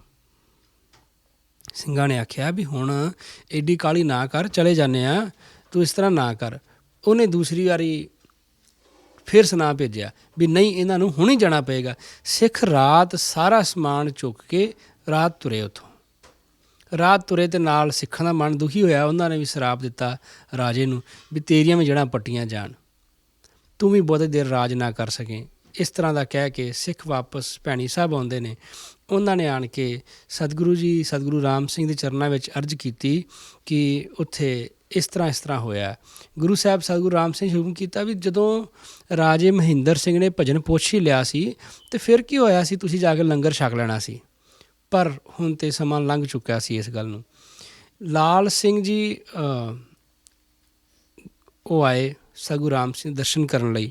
ਉਹਨਾਂ ਨੇ ਅਰਜ਼ ਕੀਤੀ ਗੁਰੂ ਸਾਹਿਬ ਦੇ ਚਰਨਾਂ ਵਿੱਚ ਵੀ ਜਿਹੜਾ ਦੂਲਾ ਸਿੰਘ ਹੈ, ਦੂਲੇ ਸਿੰਘ ਦਾ ਬੜਾ ਪ੍ਰਚਾਰ ਹੋ ਰਿਹਾ। ਰਾਜਾ ਵੀ ਉਹਨੂੰ ਗੁਰੂ ਮੰਨਦਾ। ਜਦੋਂ ਸਿੱਖ ਆ ਗਏ, ਰਾਜੇ ਨੇ ਜਿੰਨੇ ਸਿਪਾਹੀਆਂ ਨੇ ਭਜਨ ਪੁੱਛਿਆ ਸੀ ਉਹ ਸਾਰਿਆਂ ਨੂੰ ਨੌਕਰੀ 'ਚੋਂ ਕੱਢ ਦਿੱਤਾ। ਜਿਹੜੇ ਭਾਈ ਲਹਿਣਾ ਸਿੰਘ ਜੀ ਸਨ ਨਾ, ਹੀਰਾ ਸਿੰਘ ਜੀ ਦੇ ਚਾਚੇ ਤਾਏ ਦੇ ਪੁੱਤ ਭਰਾ, ਉਹਨਾਂ ਨੂੰ ਵੀ ਹੁਣ ਕੱਢਿਆ। ਹੀਰਾ ਸਿੰਘ ਜੀ ਨੂੰ ਇਸ ਤੋਂ ਬਾਅਦ ਦਾ ਜ਼ਿਕਰ ਆਉਂਦਾ ਹਾਲੇ, ਪਰ ਲਹਿਣਾ ਸਿੰਘ ਜੀ ਨੂੰ ਉਹਨੇ ਪਹਿਲਾਂ ਕੱਢ ਦਿੱਤਾ। ਉਹਨਾਂ ਨੇ ਵੀ ਭਜਨ ਪੁੱਛ ਲਿਆ ਸੀ, ਉਹ ਵੀ ਘਰ ਨੂੰ ਚਲੇ ਗਏ। ਹੋਰ ਜਿਹੜੇ ਸੀਗੇ ਫੌਜੀ ਜਿਨ੍ਹਾਂ ਨੇ ਸਿਪਾਹੀਆਂ ਨੇ ਭਜਨ ਪੁੱਛਿਆ ਸੀ ਉਹਨਾਂ ਨੂੰ ਵੀ ਕੱਢ ਦਿੱਤਾ। ਪਰ ਉਹਨੇ ਦੂਲਾ ਸਿੰਘ ਨੂੰ ਰੱਖ ਲਿਆ। ਦੂਲਾ ਸਿੰਘ ਤੋਂ ਉਹਨੇ ਭਜਨ ਪੁੱਛਿਆ ਸੀ ਰਾਜੇ ਨੇ। ਦੂਲਾ ਸਿੰਘ ਰਾਜੇ ਕੋਲ ਹੀ ਰਹਿੰਦਾ। ਹੁਣ ਉਹ ਦੂਲਾ ਸਿੰਘ ਦਾ ਐਸਾ ਪ੍ਰਭਾਵ ਪਿਆ ਕਿ ਜੋ ਮੂੰਹੋਂ ਬੋਲਦਾ ਉਹ ਸੱਤ ਹੋਣ ਲੱਗ ਗਿਆ। ਉਹਦੀ ਮਾਣ ਪ੍ਰਤਿਸ਼ਠਾ ਬੜੀ ਵੱਧਦੀ ਗਈ। ਇੱਕ ਦਿਨ ਸਿੱਖ ਨੇ ਆਣ ਕੇ ਸਤਿਗੁਰੂ ਰਾਮ ਸਿੰਘ ਜੀ, ਲਾਲ ਸਿੰਘ ਗੁਮਟੀ ਵਾਲੇ ਨੇ ਸਤਿਗੁਰੂ ਰਾਮ ਸਿੰਘ ਜੀ ਨੂੰ ਆਣ ਕੇ ਅਰਜ਼ ਕੀਤੀ ਕਿ ਪਾਤਸ਼ਾਹ ਉੱਥੇ ਪਟਿਆਲੇ ਵਿੱਚ ਦੂਲਾ ਸਿੰਘ ਦਾ ਬੜਾ ਪ੍ਰਚਾਰ ਹੋ ਰਿਹਾ, ਬੜਾ ਨਾਂ ਵੱਧ ਰਿਹਾ ਉਹਦਾ। ਸਤਿਗੁਰੂ ਰਾਮ ਸਿੰਘ ਜੀ ਪੁੱਛਿਆ ਬਾਬਾ ਸਾਹਿਬ ਸੂਬਾ ਸਾਹਿਬ ਸਿੰਘ ਜੀ ਨੂੰ ਵੀ ਸਾਹਿਬ ਸਿੰਘ ਜੀ ਦੂਲਾ ਸਿੰਘ ਕਦੀ ਇੱਥੇ ਵੀ ਆਇਆ? ਉਹ ਆਂਦੇ ਜੀ ਨਹੀਂ, ਇੱਥੇ ਕਦੀ ਨਹੀਂ ਆਇਆ। ਜਦੋਂ ਸਾਹਿਬ ਸਿੰਘ ਜੀ ਨੇ ਇਹ ਬਚਨ ਕੀਤਾ ਇੱਥੇ ਨਹੀਂ ਆਇਆ, ਸਾਧ ਸੰਗਤ ਜੀ ਸੱਚ ਭਾਵ ਕੀਤਾ ਉਹ ਐਵੇਂ ਹੀ ਹੈ, ਉਹਦੀ ਨਾ ਪਰਵਾਹ ਕਰੋ ਤੁਸੀਂ, ਕੋਈ ਗੱਲ ਨਹੀਂ। ਸੱਚ ਪਾਤਸ਼ਾਹ ਜੀ ਜਦੋਂ ਬਚਨ ਇਹ ਕਰ ਦਿੱਤਾ, ਜਿੰਨੀ ਸੱਤਿਆ ਉਹਦੇ ਵਿੱਚ ਸੀ ਉਹ ਸਾਰੀ ਖਿੱਚੀ ਗਈ। ਜਿਹੜਾ ਲਾਲ ਸਿੰਘ ਸੀ ਗੁਮਟੀ ਵਾਲਾ, ਉਹ ਵਾਪਸ ਗਿਆ। ਜਿੰਨਾ ਇੱਧਰ ਬਚਨ ਸੁਣ ਲਿਆ ਉਹਨੇ ਸਤਿਗੁਰੂ ਰਾਮ ਸਿੰਘ ਜੀ ਕੋਲੋਂ ਵੀ ਜਦੋਂ ਇੱਥੇ ਨਹੀਂ ਆਇਆ ਤਾਂ ਐਵੇਂ ਹੀ ਹੈ। ਹੁਣ ਇੱਥੇ ਇੱਕ ਗੱਲ ਹੈ ਸਾਧ ਸੰਗਤ ਜੀ, ਸਤਿਗੁਰੂ ਜਗਜੀਤ ਸਿੰਘ ਜੀ ਦੇ ਉਪਦੇਸ਼ ਵਿੱਚ ਵੀ ਆਉਂਦਾ ਹੈ ਕਿ ਕਈ ਜਦੋਂ ਭਜਨ ਦੱਸਦੇ ਹਾਂ ਅਸੀਂ ਕਿਸੇ ਨੂੰ, ਸਾਡਾ ਫਰਜ਼ ਬਣਦਾ ਹੈ ਉਹਨੂੰ ਉਸ ਵੇਲੇ ਭਜਨ ਦੇ ਕੇ ਨਾਲ ਉਹਨੂੰ ਇਹ ਗੱਲ ਦੱਸਣੀ ਚਾਹੀਦੀ ਹੈ ਕਿ ਤੂੰ ਜਾ, ਸਾਡਾ ਹੈੱਡਕੁਆਟਰ ਭੈਣੀ ਸਾਹਿਬ ਵਿੱਚ ਹੈ, ਸਤਿਗੁਰੂ ਜਗਜੀਤ ਸਿੰਘ ਜੀ ਸਾਡੇ ਉੱਥੇ ਨੇ, ਉਹਨਾਂ ਤੋਂ ਜਾ ਕੇ ਆਪਣੀ ਮੋਹਰ ਲਵਾ ਲੈ। ਜਿਹੜੇ ਸਿੱਖ ਸਤਿਗੁਰੂ ਰਾਮ ਸਿੰਘ ਜੀ ਸਨ ਵੇਲੇ ਉਹ ਭਜਨ ਦੱਸਦੇ ਸਨ, ਨਾਲ ਇਹ ਵੀ ਗੱਲ ਕਹਿੰਦੇ ਸਨ ਭਜਨ ਤੈਨੂੰ ਦੇ ਦਿੱਤਾ ਹੈ, ਪਰ ਅਸਲੀ ਥਾਂ ਭੈਣੀ ਸਾਹਿਬ ਹੈ, ਉੱਥੇ ਜਾ ਕੇ ਮੋਹਰ ਲਵਾ ਲਈ। ਸਤਿਗੁਰੂ ਪ੍ਰਤਾਪ ਸਿੰਘ ਦੇ ਉਪਦੇਸ਼ ਵਿੱਚ ਵੀ ਇਸ ਤਰ੍ਹਾਂ ਦਾ ਜ਼ਿਕਰ ਆਉਂਦਾ ਕਈ ਸਿੱਖਾਂ ਵਾਸਤੇ, ਜਦੋਂ ਉਹਨਾਂ ਨੇ ਕਈਆਂ ਨੂੰ ਭਜਨ ਦਿੱਤਾ। ਹੁਣ ਦੂਲਾ ਸਿੰਘ ਕੋਲ ਭਜਨ ਵੀ ਸਹੀ ਆ ਗਿਆ, ਮਾਣ ਪ੍ਰਤਿਸ਼ਠਾ ਵੱਧ ਗਈ, ਪਰ ਮੁੱਢ ਨਾਲ ਜੁੜਿਆ ਹੀ ਨਹੀਂ, ਸਤਿਗੁਰੂ ਰਾਮ ਸਿੰਘ ਦੇ ਚਰਨਾਂ 'ਚ ਲੱਗਿਆ ਹੀ ਨਹੀਂ। ਇਸ ਕਰਕੇ ਗੁਰੂ ਸਾਹਿਬ ਨੇ ਜਦੋਂ ਇਸ ਤਰ੍ਹਾਂ ਭਜਨ ਕੀਤਾ, ਸਾਰੀ ਸੱਤਿਆ ਕੱਢੀ ਗਈ। ਅਤੇ ਲਾਲ ਸਿੰਘ ਗੁਮਟੀ ਵਾਲਾ ਬਾਅਦ 'ਚੋਂ ਦੱਸਦਾ ਸੀ, ਉਹ ਜਾ ਕੇ ਦੇਖਿਆ ਉਹਨੇ, ਫਿਰ ਜਿਹੜੇ ਚਿੱਟੇ ਬਸਤਰ ਪਾਉਣ ਲੱਗ ਗਿਆ ਸੀ, ਦਸਤਾਰ ਚਿੱਟੀ ਸਜਾਉਣ ਲੱਗ ਗਿਆ ਸੀ, ਉਹ ਲਾਹ ਕੇ ਲਾਲ ਪੱਗ ਬੰਨ੍ਹ ਲਈ। ਲਾਲ ਪੱਗ ਬੰਨ੍ਹ ਕੇ ਜਿਹੜੇ ਐਬ ਪਹਿਲਾਂ ਕਰਦਾ ਸੀ, ਉਸ ਤੋਂ ਬਾਅਦ ਉਹ ਦੁਬਾਰਾ ਫਿਰ ਐਬੀ ਬਣ ਗਿਆ। ਜਿਸ ਤਰ੍ਹਾਂ ਦਾ ਉਹਦਾ ਪਹਿਲਾਂ ਦਾ ਸੁਭਾਅ ਸੀ, ਉਹ ਫਿਰ ਦੁਬਾਰਾ ਆਪਣੇ ਉਸੇ ਕੁਰਾਹੇ ਪੈ ਗਿਆ। ਇਸ ਕਰਕੇ ਜਦੋਂ ਵੀ ਕਿਸੇ ਨੂੰ ਭਜਨ ਪੁੱਛਿਆ, ਕੋਈ ਦੱਸਿਆ ਵੀ ਜਾਵੇ ਕਿਸੇ ਨੂੰ, ਅਤੇ ਉਹਨੂੰ ਹਾਜ਼ਰਾ ਹਜ਼ੂਰ ਸਤਿਗੁਰ ਦੇ ਚਰਨਾਂ ਵਿੱਚ ਲਾਉਣਾ ਉਹ ਸਿੱਖ ਦਾ ਫਰਜ਼ ਬਣਦਾ ਹੈ, ਜਿਹੜਾ ਉਹਨੂੰ ਭਜਨ ਦਿੰਦਾ ਹੈ। ਇਹ ਸੱਚ ਪਾਤਸ਼ਾਹੀ ਦੇ ਉਪਦੇਸ਼ ਵਿੱਚ ਵੀ ਆਉਂਦਾ ਵੀ ਸਿੱਖ ਦਾ ਫਰਜ਼ ਇਹ ਬਣਦਾ ਹੈ ਕਿ ਉਹ ਉਹਨੂੰ ਇਸ ਤਰ੍ਹਾਂ ਲਾਵੇ। ਜਦੋਂ ਲਾਲ ਸਿੰਘ ਗੁਮਟੀ ਵਾਲਾ ਵਾਪਸ ਭੈਣੀ ਸਾਹਿਬ ਆਇਆ, ਉਹਨੇ ਆਣ ਕੇ ਅਰਜ਼ ਕੀਤੀ, ਪਾਤਸ਼ਾਹ ਜਿਹੜਾ ਤੁਸੀਂ ਭਜਨ ਕੀਤਾ ਸੀ ਨਾ, ਉਹ ਐਵੇਂ ਹੀ ਹੈ, ਉਹ ਪੂਰਾ ਹੋ ਗਿਆ ਜੀ, ਹੁਣ ਉਹ ਫਿਰ ਪਹਿਲਾਂ ਵਾਂਗੂ ਹੋ ਗਿਆ। ਅਤੇ ਇਹਦਾ ਕੀ ਮਤਲਬ ਹੋਇਆ? ਪਹਿਲਾਂ ਉਹਨੇ ਭਜਨ ਪੁੱਛ ਲਿਆ, ਭਜਨ ਪੁੱਛ ਕੇ ਅਤੇ ਫਿਰ ਉਹ ਐਵੇਂ ਉਹਦਾ ਮਨ ਫਿਰ ਵਿਕਾਰਾਂ ਵਿੱਚ ਫਸ ਗਿਆ, ਸਾਰਾ ਕੁਝ ਉਹਦੇ ਕੋਲੋਂ ਨਿਕਲ ਗਿਆ। ਇਹਦਾ ਮਤਲਬ ਅਸੀਂ ਭਜਨ ਕਰਦੇ ਹਾਂ, ਸਾਡੇ ਕੋਲ ਵੀ ਫਿਰ ਲਗਾਤਾਰ ਚੀਜ਼ ਨਹੀਂ ਰਹੇਗੀ। ਸਤਿਗੁਰੂ ਰਾਮ ਸਿੰਘ ਜੀ ਭਜਨ ਕੀਤਾ, ਜਿਨ੍ਹਾਂ ਦੇ ਅੰਦਰ ਜਿਨ੍ਹਾਂ ਦੇ ਅੰਦਰ ਨਾਮ ਵਸ ਗਿਆ, ਉਹਨਾਂ ਨੂੰ ਕਦੀ ਵੀ ਕੁਝ ਨਹੀਂ ਹੋਏਗਾ। ਪਰ ਜਿਨ੍ਹਾਂ ਦੇ ਬਾਹਰੋਂ ਬਾਹਰ ਹੀ ਇਹ ਨਾਮ, ਉਹਨਾਂ ਦੇ ਉੱਤੋਂ ਜਿਹੜੀ ਪਾਜ ਆ, ਜਿਹੜਾ ਕਵਰ ਆ, ਉਹ ਲੱਥ ਜਾਏਗਾ। ਇਸ ਕਰਕੇ ਸਾਧ ਸੰਗਤ ਜੀ, ਬਹੁਤ ਜ਼ਰੂਰੀ ਗੱਲ ਆ ਕਿ ਜਦੋਂ ਅਸੀਂ ਭਜਨ ਬਾਣੀ ਕਰਨਾ ਹੈ, ਜਿਹੜਾ ਇਹ ਨਾਮ ਆ, ਇਹ ਸਾਡੇ ਹਿਰਦੇ ਦੇ ਵਿੱਚ ਵਸਣਾ ਚਾਹੀਦਾ। ਇਹ ਇਕੱਲਾ ਬਾਹਰੋਂ ਬਾਹਰੀ ਲੋਕ ਵਿਖਾਵੇ ਤੱਕ ਨਹੀਂ ਰਹਿਣਾ ਚਾਹੀਦਾ। ਇੱਕ ਦਿਨ ਪਿਤਾ ਜੀ ਨੇ ਵੀ ਬਚਨ ਸੁਣਾਇਆ ਸੀ, ਚਾਚਾ ਜੀ ਵੀ ਦੱਸਦੇ ਸੀ ਵੀ ਸਾਡੇ ਦੋ ਦਿਮਾਗ ਹੁੰਦੇ ਨੇ, ਇੱਕ ਵਿੱਚ ਅਸੀਂ ਇੱਕ ਕੌਨਸ਼ੀਅਸ ਇੱਕ ਅਨਕੌਨਸ਼ੀਅਸ ਦੋ ਦਿਮਾਗ ਹੁੰਦੇ ਨੇ। ਇੱਕ ਵਿੱਚ ਉਹ ਗੱਲਾਂ ਹੁੰਦੀਆਂ ਨੇ ਜਿਹੜੀਆਂ ਅਸੀਂ ਆਮ ਲੋਕਾਂ ਦੇ ਸਾਹਮਣੇ ਨਹੀਂ ਕਰਦੇ। ਮੈਂ ਇਹਨੂੰ ਥੋੜ੍ਹਾ ਜਿਹਾ ਇੱਕ ਹੋਰ ਤਰੀਕੇ ਨਾਲ ਤੁਹਾਨੂੰ ਅਰਜ਼ ਬੇਨਤੀ ਕਰਨੀ ਚਾਹਾਂਗਾ। ਰਜਨੀਸ਼ ਓਸ਼ੋ ਜੀ ਵੀ ਇਸ ਗੱਲ ਨੂੰ ਐਵੇਂ ਕਹਿੰਦੇ ਨੇ। ਉਹਨਾਂ ਨੇ ਵੀ ਇਹ ਗੱਲ ਆਖੀ ਕਿ ਬੜੇ ਜ਼ੋਰ ਨਾਲ ਆਪਣਾ ਜਿਹੜਾ ਤੁਹਾਡਾ ਛੋਟਾ ਦਿਮਾਗ ਹੈ ਨਾ, ਜਿਹੜਾ ਜਿਹਦੇ ਵਿੱਚ ਤੁਸੀਂ ਅਨਕੌਨਸ਼ੀਅਸ ਆ, ਉਹਦੇ ਵਿੱਚ ਤੁਸੀਂ ਨਾਮ ਨੂੰ ਲੈ ਕੇ ਜਾਓ। ਉਹਦੇ ਵਿੱਚ ਜਿੰਨਾ ਚਿਰ ਤੁਸੀਂ ਰੱਬ ਨੂੰ ਨਹੀਂ ਲੈ ਕੇ ਜਾਓਗੇ, ਉਨਾ ਚਿਰ ਤੁਸੀਂ ਰੱਬ ਨੂੰ ਨਹੀਂ ਪਾ ਸਕਦੇ। ਮੈਂ ਇਹ ਗੱਲ ਕਰਦਾ ਕਿ ਸਾਧ ਸੰਗਤ ਜੀ, ਸਾਡੇ ਮਨ ਦੀਆਂ ਸਟੇਜਾਂ ਨੇ। ਇੱਕ ਸਾਡੇ ਮਨ ਦੀ ਉਹ ਸਟੇਜ ਆ ਕਿ ਜਦੋਂ ਅਸੀਂ ਕਿਸੇ ਨੂੰ ਮਿਲਦੇ ਹਾਂ ਸਧਾਰਨ ਰੂਪ ਵਿੱਚ, ਅਸੀਂ ਉਹਦੇ ਨਾਲ ਬੜੀਆਂ ਨੋਰਮਲ ਗੱਲਾਂ ਕਰਦੇ ਹਾਂ, ਇੱਧਰ ਉੱਧਰ ਦੀਆਂ, ਆਮ ਆਪਣੇ ਸੀਕਰਟ ਨਹੀਂ ਸ਼ੇਅਰ ਕਰਦੇ, ਸਿਰਫ ਨੋਰਮਲ ਗੱਲਾਂ ਕਰਨੀਆਂ, ਸਮਾਜ ਵਿੱਚ ਕੀ ਹੋ ਰਿਹਾ, ਇੱਥੇ ਚੰਗਾ ਇੱਥੇ ਮਾੜਾ। ਉਸ ਤੋਂ ਜਿਹੜੇ ਸਾਡੇ ਨਿਕਟਵਰਤੀ ਨੇ ਨਾ, ਉਹਨਾਂ ਨਾਲ ਅਸੀਂ ਆਪਣੀਆਂ ਥੋੜ੍ਹੀਆਂ ਜਿਹੀਆਂ ਹੋਰ ਗੱਲਾਂ ਗੂੜ੍ਹੀਆਂ ਕਰਨ ਲੱਗ ਪੈਂਦੇ ਹਾਂ। ਉਸ ਤੋਂ ਬਾਅਦ ਜਿਹੜੇ ਸਾਡੇ ਰਿਸ਼ਤੇਦਾਰ ਆ ਜਾਂਦੇ ਨੇ ਨਾ, ਅਸੀਂ ਉਹਨਾਂ ਨਾਲ ਜਿਹੜੀਆਂ ਗੱਲਾਂ ਕਰਦੇ ਹਾਂ, ਉਹ ਆਪਣੇ ਯਾਰਾਂ ਦੋਸਤਾਂ ਨਾਲ ਨਹੀਂ ਕਰਦੇ। ਰਿਸ਼ਤੇਦਾਰਾਂ ਤੋਂ ਬਾਅਦ ਜਦੋਂ ਸਾਡੇ ਮਾਤਾ ਪਿਤਾ ਆ ਜਾਂਦੇ ਨੇ ਨਾ, ਅਸੀਂ ਕੁਝ ਗੱਲਾਂ ਆਪਣੇ ਮਾਤਾ ਪਿਤਾ ਨਾਲ ਕਰਦੇ ਹਾਂ, ਉਹ ਕਿਸੇ ਨਾਲ ਵੀ ਨਹੀਂ ਸ਼ੇਅਰ ਕਰਦੇ। ਕਈ ਵਾਰ ਅਸੀਂ ਆਪਣੀ ਸਿੰਘਣੀ ਨਾਲ ਜਿਹੜੀਆਂ ਗੱਲਾਂ ਸ਼ੇਅਰ ਕਰਦੇ ਹਾਂ, ਉਹ ਅਸੀਂ ਜਾਂ ਸਿੰਘਣੀ ਆਪਣੇ ਪਤੀ ਨਾਲ ਸ਼ੇਅਰ ਕਰਦੀ ਹੈ, ਉਹ ਗੱਲਾਂ ਕਦੀ ਕਿਸੇ ਹੋਰ ਨਾਲ ਨਹੀਂ ਕਰ ਸਕਦੇ ਅਸੀਂ। ਪਰ ਸਾਧ ਸੰਗਤ ਜੀ, ਉਸ ਤੋਂ ਬਾਅਦ ਕਈ ਗੱਲਾਂ ਹੁੰਦੀਆਂ ਨੇ ਜਿਹੜੀਆਂ ਸਾਡੇ ਆਪਣੇ ਮਨ ਵਿੱਚ ਹੀ ਰਹਿ ਜਾਂਦੀਆਂ ਨੇ, ਉਹ ਕਦੀ ਕਿਸੇ ਨਾਲੋਂ ਨਹੀਂ ਸ਼ੇਅਰ ਕਰਦੇ। ਜਿੰਨਾ ਚਿਰ ਅਸੀਂ ਨਾਮ ਨੂੰ ਆਪਣੀ ਸਭ ਤੋਂ ਡੂੰਘੀ ਲੇਅਰ ਵਿੱਚ, ਸਭ ਤੋਂ ਡੂੰਘੀ ਥਾਂ ਵਿੱਚ ਨਹੀਂ ਲੈ ਕੇ ਜਾਂਦੇ ਨਾਮ ਨੂੰ, ਉਹਨਾਂ ਚਿਰ ਇਹ ਨਾਮ ਜਿਹੜਾ ਇਹ ਬਾਹਰ ਹੀ ਰਹੇਗਾ, ਇਹ ਅੰਦਰ ਨਹੀਂ ਵੜਿਆ। ਸਾਡੇ ਅੰਦਰ ਤੇ ਅਸੀਂ ਲੁਕੋ ਕੇ, ਸੀਕਰਟ ਤੇ ਸਾਡੇ ਹੋਰ ਨੇ, ਉੱਥੇ ਤੇ ਨਾਮ ਹੈ ਹੀ ਨਹੀਂ ਸਾਡਾ ਸੀਕਰਟ। ਇੱਕ ਦਿਨ ਭੈਣੀ ਸਾਹਿਬ ਬੈਠਿਆਂ, ਸੀਕਰਟ ਤੋਂ ਭਾਵ ਹੈ ਕਿ ਸਾਡਾ ਸੀਕਰਟ ਰਵੇ। ਅਸੀਂ ਸੱਚ ਪਾਤਸ਼ਾਹੀ ਦੇ ਕਈਆਂ ਨੂੰ ਸੁਪਨੇ ਆਉਂਦੇ ਨੇ, ਦਰਸ਼ਨ ਹੁੰਦੇ ਨੇ, ਕਈ ਆਉਂਦੇ ਨੇ ਸਿੱਖ ਨਹੀਂ ਦੱਸਣੇ ਚਾਹੀਦੇ। ਉਹਦਾ ਕਾਰਨ ਕੀ ਹੁੰਦਾ ਦੱਸਣੇ ਨਹੀਂ ਚਾਹੀਦੇ? ਭੈਣੀ ਸਾਹਿਬ ਬਿਰਧਸ਼ਾਲਾ ਵਿੱਚ ਬੀਬੀਆਂ ਬੈਠੀਆਂ, ਇੱਕ ਬੀਬੀ ਨੂੰ ਰੋਜ਼ ਦਰਸ਼ਨ ਹੁੰਦੇ ਸਨ ਸੱਚ ਪਾਤਸ਼ਾਹੀ ਦੇ। ਉਹਨੇ ਸਵੇਰੇ ਉੱਠ ਕੇ, ਬੀਬੀਆਂ ਕੋਲ ਸਾਰਾ ਦਿਨ, ਬਜ਼ੁਰਗਾਂ ਨੇ ਕੀ ਕਰਨਾ ਹੈ, ਧੁੱਪੇ ਬਾਹਰ ਬੈਠ ਜਾਣਾ, ਸਾਰਾ ਦਿਨ ਬੈਠ ਕੇ ਉਹ ਬੀਬੀ ਨੇ ਗੱਲਾਂ ਕਰਨੀਆਂ, ਰੋਜ਼ ਸੁਣਾਉਣਾ ਕਿ ਅੱਜ ਮੈਨੂੰ ਸੱਚ ਪਾਤਸ਼ਾਹ ਦਰਸ਼ਨ ਹੋਏ ਸੁਪਨੇ ਵਿੱਚ, ਇਸ ਤਰ੍ਹਾਂ ਬਚਨ ਕੀਤੇ, ਇਸ ਤਰ੍ਹਾਂ ਬਚਨ ਕੀਤੇ। ਜਦੋਂ ਉਹਨੇ ਬਚਨ ਸੁਣਾਉਣਾ, ਇੱਕ ਦਿਨ 2 ਦਿਨ, ਇਸ ਤਰ੍ਹਾਂ ਹਫ਼ਤਾ, 2 ਹਫ਼ਤੇ, 3 ਹਫ਼ਤੇ, ਇਹਨੇ ਰੋਜ਼ ਬਚਨ ਸੁਣਾਉਣਾ, ਮੈਨੂੰ ਰੋਜ਼ ਦਰਸ਼ਨ ਹੁੰਦੇ ਨੇ ਜੀ। ਲਗਾਤਾਰ ਹੁੰਦੇ ਵੀ ਸਨ ਉਹ ਬੀਬੀ ਨੂੰ ਦਰਸ਼ਨ। ਉਹਨੂੰ ਦਰਸ਼ਨ ਹੋਣੇ ਬੰਦ ਹੋ ਗਏ। ਉਸ ਬੀਬੀ ਨੂੰ ਜੋ ਦਰਸ਼ਨ ਹੋਣੇ ਬੰਦ ਹੋ ਗਏ, ਫਿਰ ਉਹਨੇ ਮਾफ़ੀ ਮੰਗੀ, ਕਹਿੰਦੀ ਜੀ ਮੈਨੂੰ ਦਰਸ਼ਨ ਕਿਉਂ ਨਹੀਂ ਹੁੰਦੇ। ਫਿਰ ਦੁਬਾਰਾ ਦਰਸ਼ਨ ਇੱਕ ਦਿਨ ਹੋਏ। ਸੱਚ ਪਾਤਸ਼ਾਹ ਜੀ ਦਰਸ਼ਨ ਦੇ ਕੇ ਹੁਕਮ ਕੀਤਾ, ਮੈਂ ਦਰਸ਼ਨ ਤੈਨੂੰ ਤਾਂ ਨਹੀਂ ਦਿੰਦਾ ਜਦੋਂ ਤੂੰ ਸਵੇਰੇ ਜਾ ਕੇ ਆਪਣੀਆਂ ਨਾਲ ਦੀਆਂ ਬੀਬੀਆਂ ਨੂੰ ਸੁਪਨਾ ਸੁਣਾਉਂਦੀ ਹੈ ਕਿ ਮੈਨੂੰ ਅੱਜ ਸੱਚਪਾ ਦਰਸ਼ਨ ਦਿੱਤੇ, ਅਤੇ ਨਾਲ ਦੀਆਂ ਸੁਣਨ ਵਾਲੀਆਂ ਦੇ ਮਨ ਵਿੱਚ ਆ ਜਾਂਦਾ ਹੈ ਇੱਥੇ ਬੜੀ ਬਖਸ਼ਿਸ਼ ਆ, ਇਹਨੂੰ ਦਰਸ਼ਨ ਹੋ ਜਾਂਦੇ ਨੇ, ਸਾਨੂੰ ਕਿਉਂ ਨਹੀਂ ਹੁੰਦੇ। ਉਹ ਆਪਣੇ ਮਨ ਵਿੱਚ ਹੀਨ ਭਾਵਨਾ ਕਹਿ ਸਕਦੇ ਆ, ਜਾਂ ਉਹਨਾਂ ਦੇ ਮਨ ਵਿੱਚ ਇਹ ਆ ਜਾਂਦਾ ਵੀ ਇਹਨੂੰ ਕਿਉਂ ਹੁੰਦੇ ਨੇ, ਮੈਨੂੰ ਕਿਉਂ ਨਹੀਂ ਹੁੰਦੇ। ਸਤਿਗੁਰੂ ਪ੍ਰਤੀ ਕੁਐਸਚਨ ਉੱਠਣੇ ਸ਼ੁਰੂ ਹੋ ਜਾਂਦੇ ਨੇ, ਇਹ ਮੇਰੇ ਨਾਲੋਂ ਵੱਧ ਕੀ ਕਰਦੀ ਹੈ। ਸੱਚ ਪਾਤਸ਼ਾਹ ਜੀ ਕੀਤਾ, ਉਹਨਾਂ ਦਾ ਮਨ ਦੁਖੀ ਹੁੰਦਾ। ਜਦੋਂ ਉਹਨਾਂ ਦਾ ਮਨ ਦੁਖੀ ਹੁੰਦਾ, ਫਿਰ ਇਸ ਕਰਕੇ ਮੇਰਾ ਜੀ ਕਰਦਾ ਮੈਂ ਤੈਨੂੰ ਵੀ ਦਰਸ਼ਨ ਨਾ ਦੇਵਾਂ। ਇਹੀ ਗੱਲ ਹੈ ਵੀ ਜਿਹੜਾ ਸਾਡਾ ਸੀਕਰਟ ਪੁਆਇੰਟ ਹੈ ਨਾ, ਜੇ ਸਾਡੀ ਕਿਤੇ ਜਿਹੜੇ ਸਾਧ ਸੰਤ ਸਨ ਉਹ ਚੁੱਪ ਹੀ ਕਰ ਜਾਂਦੇ ਸਨ। ਜਿਨ ਹਰ ਪਾਇਆ ਤਿਨਹਿ ਛੁਪਾਇਆ, ਰੱਬ ਪਾਇਆ ਹੀ ਉਹਨਾਂ ਨੇ, ਜਿਨ੍ਹਾਂ ਨੇ ਉਸੇ ਵੇਲੇ ਲੁਕੋ ਲਿਆ, ਮਿਲਿਆ ਹੀ ਉਹਨਾਂ ਨੂੰ। ਜਿਹੜਾ ਬੀਜ ਪੈਲੀ ਦੇ ਵਿੱਚ, ਖੇਤੀ ਦੇ ਵਿੱਚ, ਮਿੱਟੀ ਵਿੱਚ ਡੁੱਬ ਗਿਆ, ਉਹਦੇ ਵਿੱਚ ਅੰਦਰ ਗੱਡ ਦਿੱਤਾ, ਉਹ ਬਾਹਰ ਨਹੀਂ ਦਿਸਦਾ, ਉਹੀ ਬੀਜ ਜਿਹੜਾ ਹੈ ਉਹ ਫਲ ਬਣ ਕੇ ਬਾਹਰ ਨਿਕਲਦਾ। ਜਿਹੜਾ ਬੀਜ ਬਾਹਰ ਰਹਿ ਗਿਆ ਉਹ 'ਤੇ ਚਿੜੀਆਂ ਚੁਗ ਜਾਂਦੀਆਂ ਨੇ, ਉਹਦੇ ਵਿੱਚ ਉੱਤੇ ਕੁਝ ਪੈਦਾ ਹੀ ਨਹੀਂ ਹੋ ਸਕਦਾ। ਇਸ ਕਰਕੇ ਜਿਹੜਾ ਨਾਮ ਹੈ ਸਤਿਗੁਰ ਦਾ, ਇਹਨੂੰ ਆਪਾਂ ਆਪਣੇ ਹਿਰਦੇ ਵਿੱਚ ਵਸਾ ਕੇ ਆਪਣੇ ਅੰਦਰ ਡੂੰਘਾਈ ਵਿੱਚ ਉੱਥੇ ਤੱਕ ਲੈ ਜਾਈਏ ਜਿੱਥੇ ਤੱਕ ਸਿਰਫ ਨਾਮ ਹੋਵੇ, ਹੋਰ ਕੁਝ ਵੀ ਨਾ ਹੋਵੇ। ਜਦੋਂ ਅਸੀਂ ਆਪਣੀ ਉਸ ਲੇਅਰ ਵਿੱਚ ਲੈ ਜਾਵਾਂਗੇ ਅਤੇ ਫਿਰ ਸਾਨੂੰ ਉਹਦਾ ਰਸ ਵੀ ਆਏਗਾ ਅਤੇ ਸਾਡੇ ਕੋਲੋਂ ਜਾਏਗਾ ਵੀ ਨਹੀਂ ਕਿਤੇ। ਇਹੀ ਸੱਚਪਾ ਹੁਕਮ ਕੀਤਾ ਕਿ ਜਿਨ੍ਹਾਂ ਦੇ ਅੰਦਰ ਨਾਮ ਵਸਿਆ ਉਹਨਾਂ ਨੂੰ ਕੁਝ ਨਹੀਂ ਹੋਏਗਾ, ਜਿਨ੍ਹਾਂ ਦੇ ਬਾਹਰੀ ਨਾਮ ਆ, ਸਿਰਫ ਬਾਹਰੀ ਵਿਖਾਵੇ ਵਾਲਾ ਨਾਮ ਆ, ਸਿਰਫ ਉਹਨਾਂ ਕੋਲੋਂ ਇਸ ਤਰ੍ਹਾਂ ਨਾਮ ਜਾਏਗਾ। ਇਸ ਕਰਕੇ ਸੱਚ ਪਾਤਸ਼ਾਹ ਜੀ ਕਿਰਪਾ ਕਰਨ ਸਾਡੇ 'ਤੇ, ਅਸੀਂ ਉਹਨਾਂ ਦੇ ਹੁਕਮਾਂ 'ਤੇ ਚੱਲਦੇ ਰਹੀਏ। ਹੋਣ ਨਜੀਦ ਖੁਦਾਏ ਦਾ, ਭੇਤ ਨਾ ਖੁਦਾਏ ਦੇ, ਭੇਤ ਨਾ ਕਿਸੇ ਦੇਣ। ਇਸ ਕਰਕੇ ਜਿਹੜੇ ਜੀਵ ਉਹਨਾਂ ਦੇ ਸਤਿਗੁਰ ਦੇ ਹੋ ਜਾਂਦੇ ਨੇ, ਉਹ ਭੇਤ ਨਹੀਂ ਦੱਸਦੇ, ਉਹਨਾਂ ਦੇ ਕੁਐਸਚਨ ਆਨਸਰ ਸਭ ਕੁਝ ਖਤਮ ਹੋ ਜਾਂਦੇ ਨੇ। ਅੱਜ ਕੱਲ੍ਹ ਸਾਡੇ ਸਮਾਜ 'ਚ ਬਹੁਤ ਕੁਐਸਚਨ ਨੇ, ਰੱਬ ਕੀ ਹੈ, ਕਿੱਥੋਂ ਆਇਆ, ਕਿਵੇਂ ਕਰਦਾ, ਸ੍ਰਿਸ਼ਟੀ ਕਿਵੇਂ ਚੱਲਦੀ ਹੈ, ਕੀ ਸਿਸਟਮ ਆ, ਕੀ ਪੁੰਨ ਆ, ਕੀ ਪਾਪ ਆ, ਇਹ ਸਾਰਾ ਕੁਝ ਖਤਮ ਹੋ ਜਾਂਦਾ ਉਹਨਾਂ ਦੇ ਅੰਦਰ। ਜਿਉਂ-ਜਿਉਂ ਸਵਾਲ ਖਤਮ ਹੋਈ ਜਾਣਗੇ, ਤਿਉਂ-ਤਿਉਂ ਸਤਿਗੁਰ ਵੱਲ ਨੂੰ ਜਾਣ ਲੱਗ ਜਾਂਦਾ।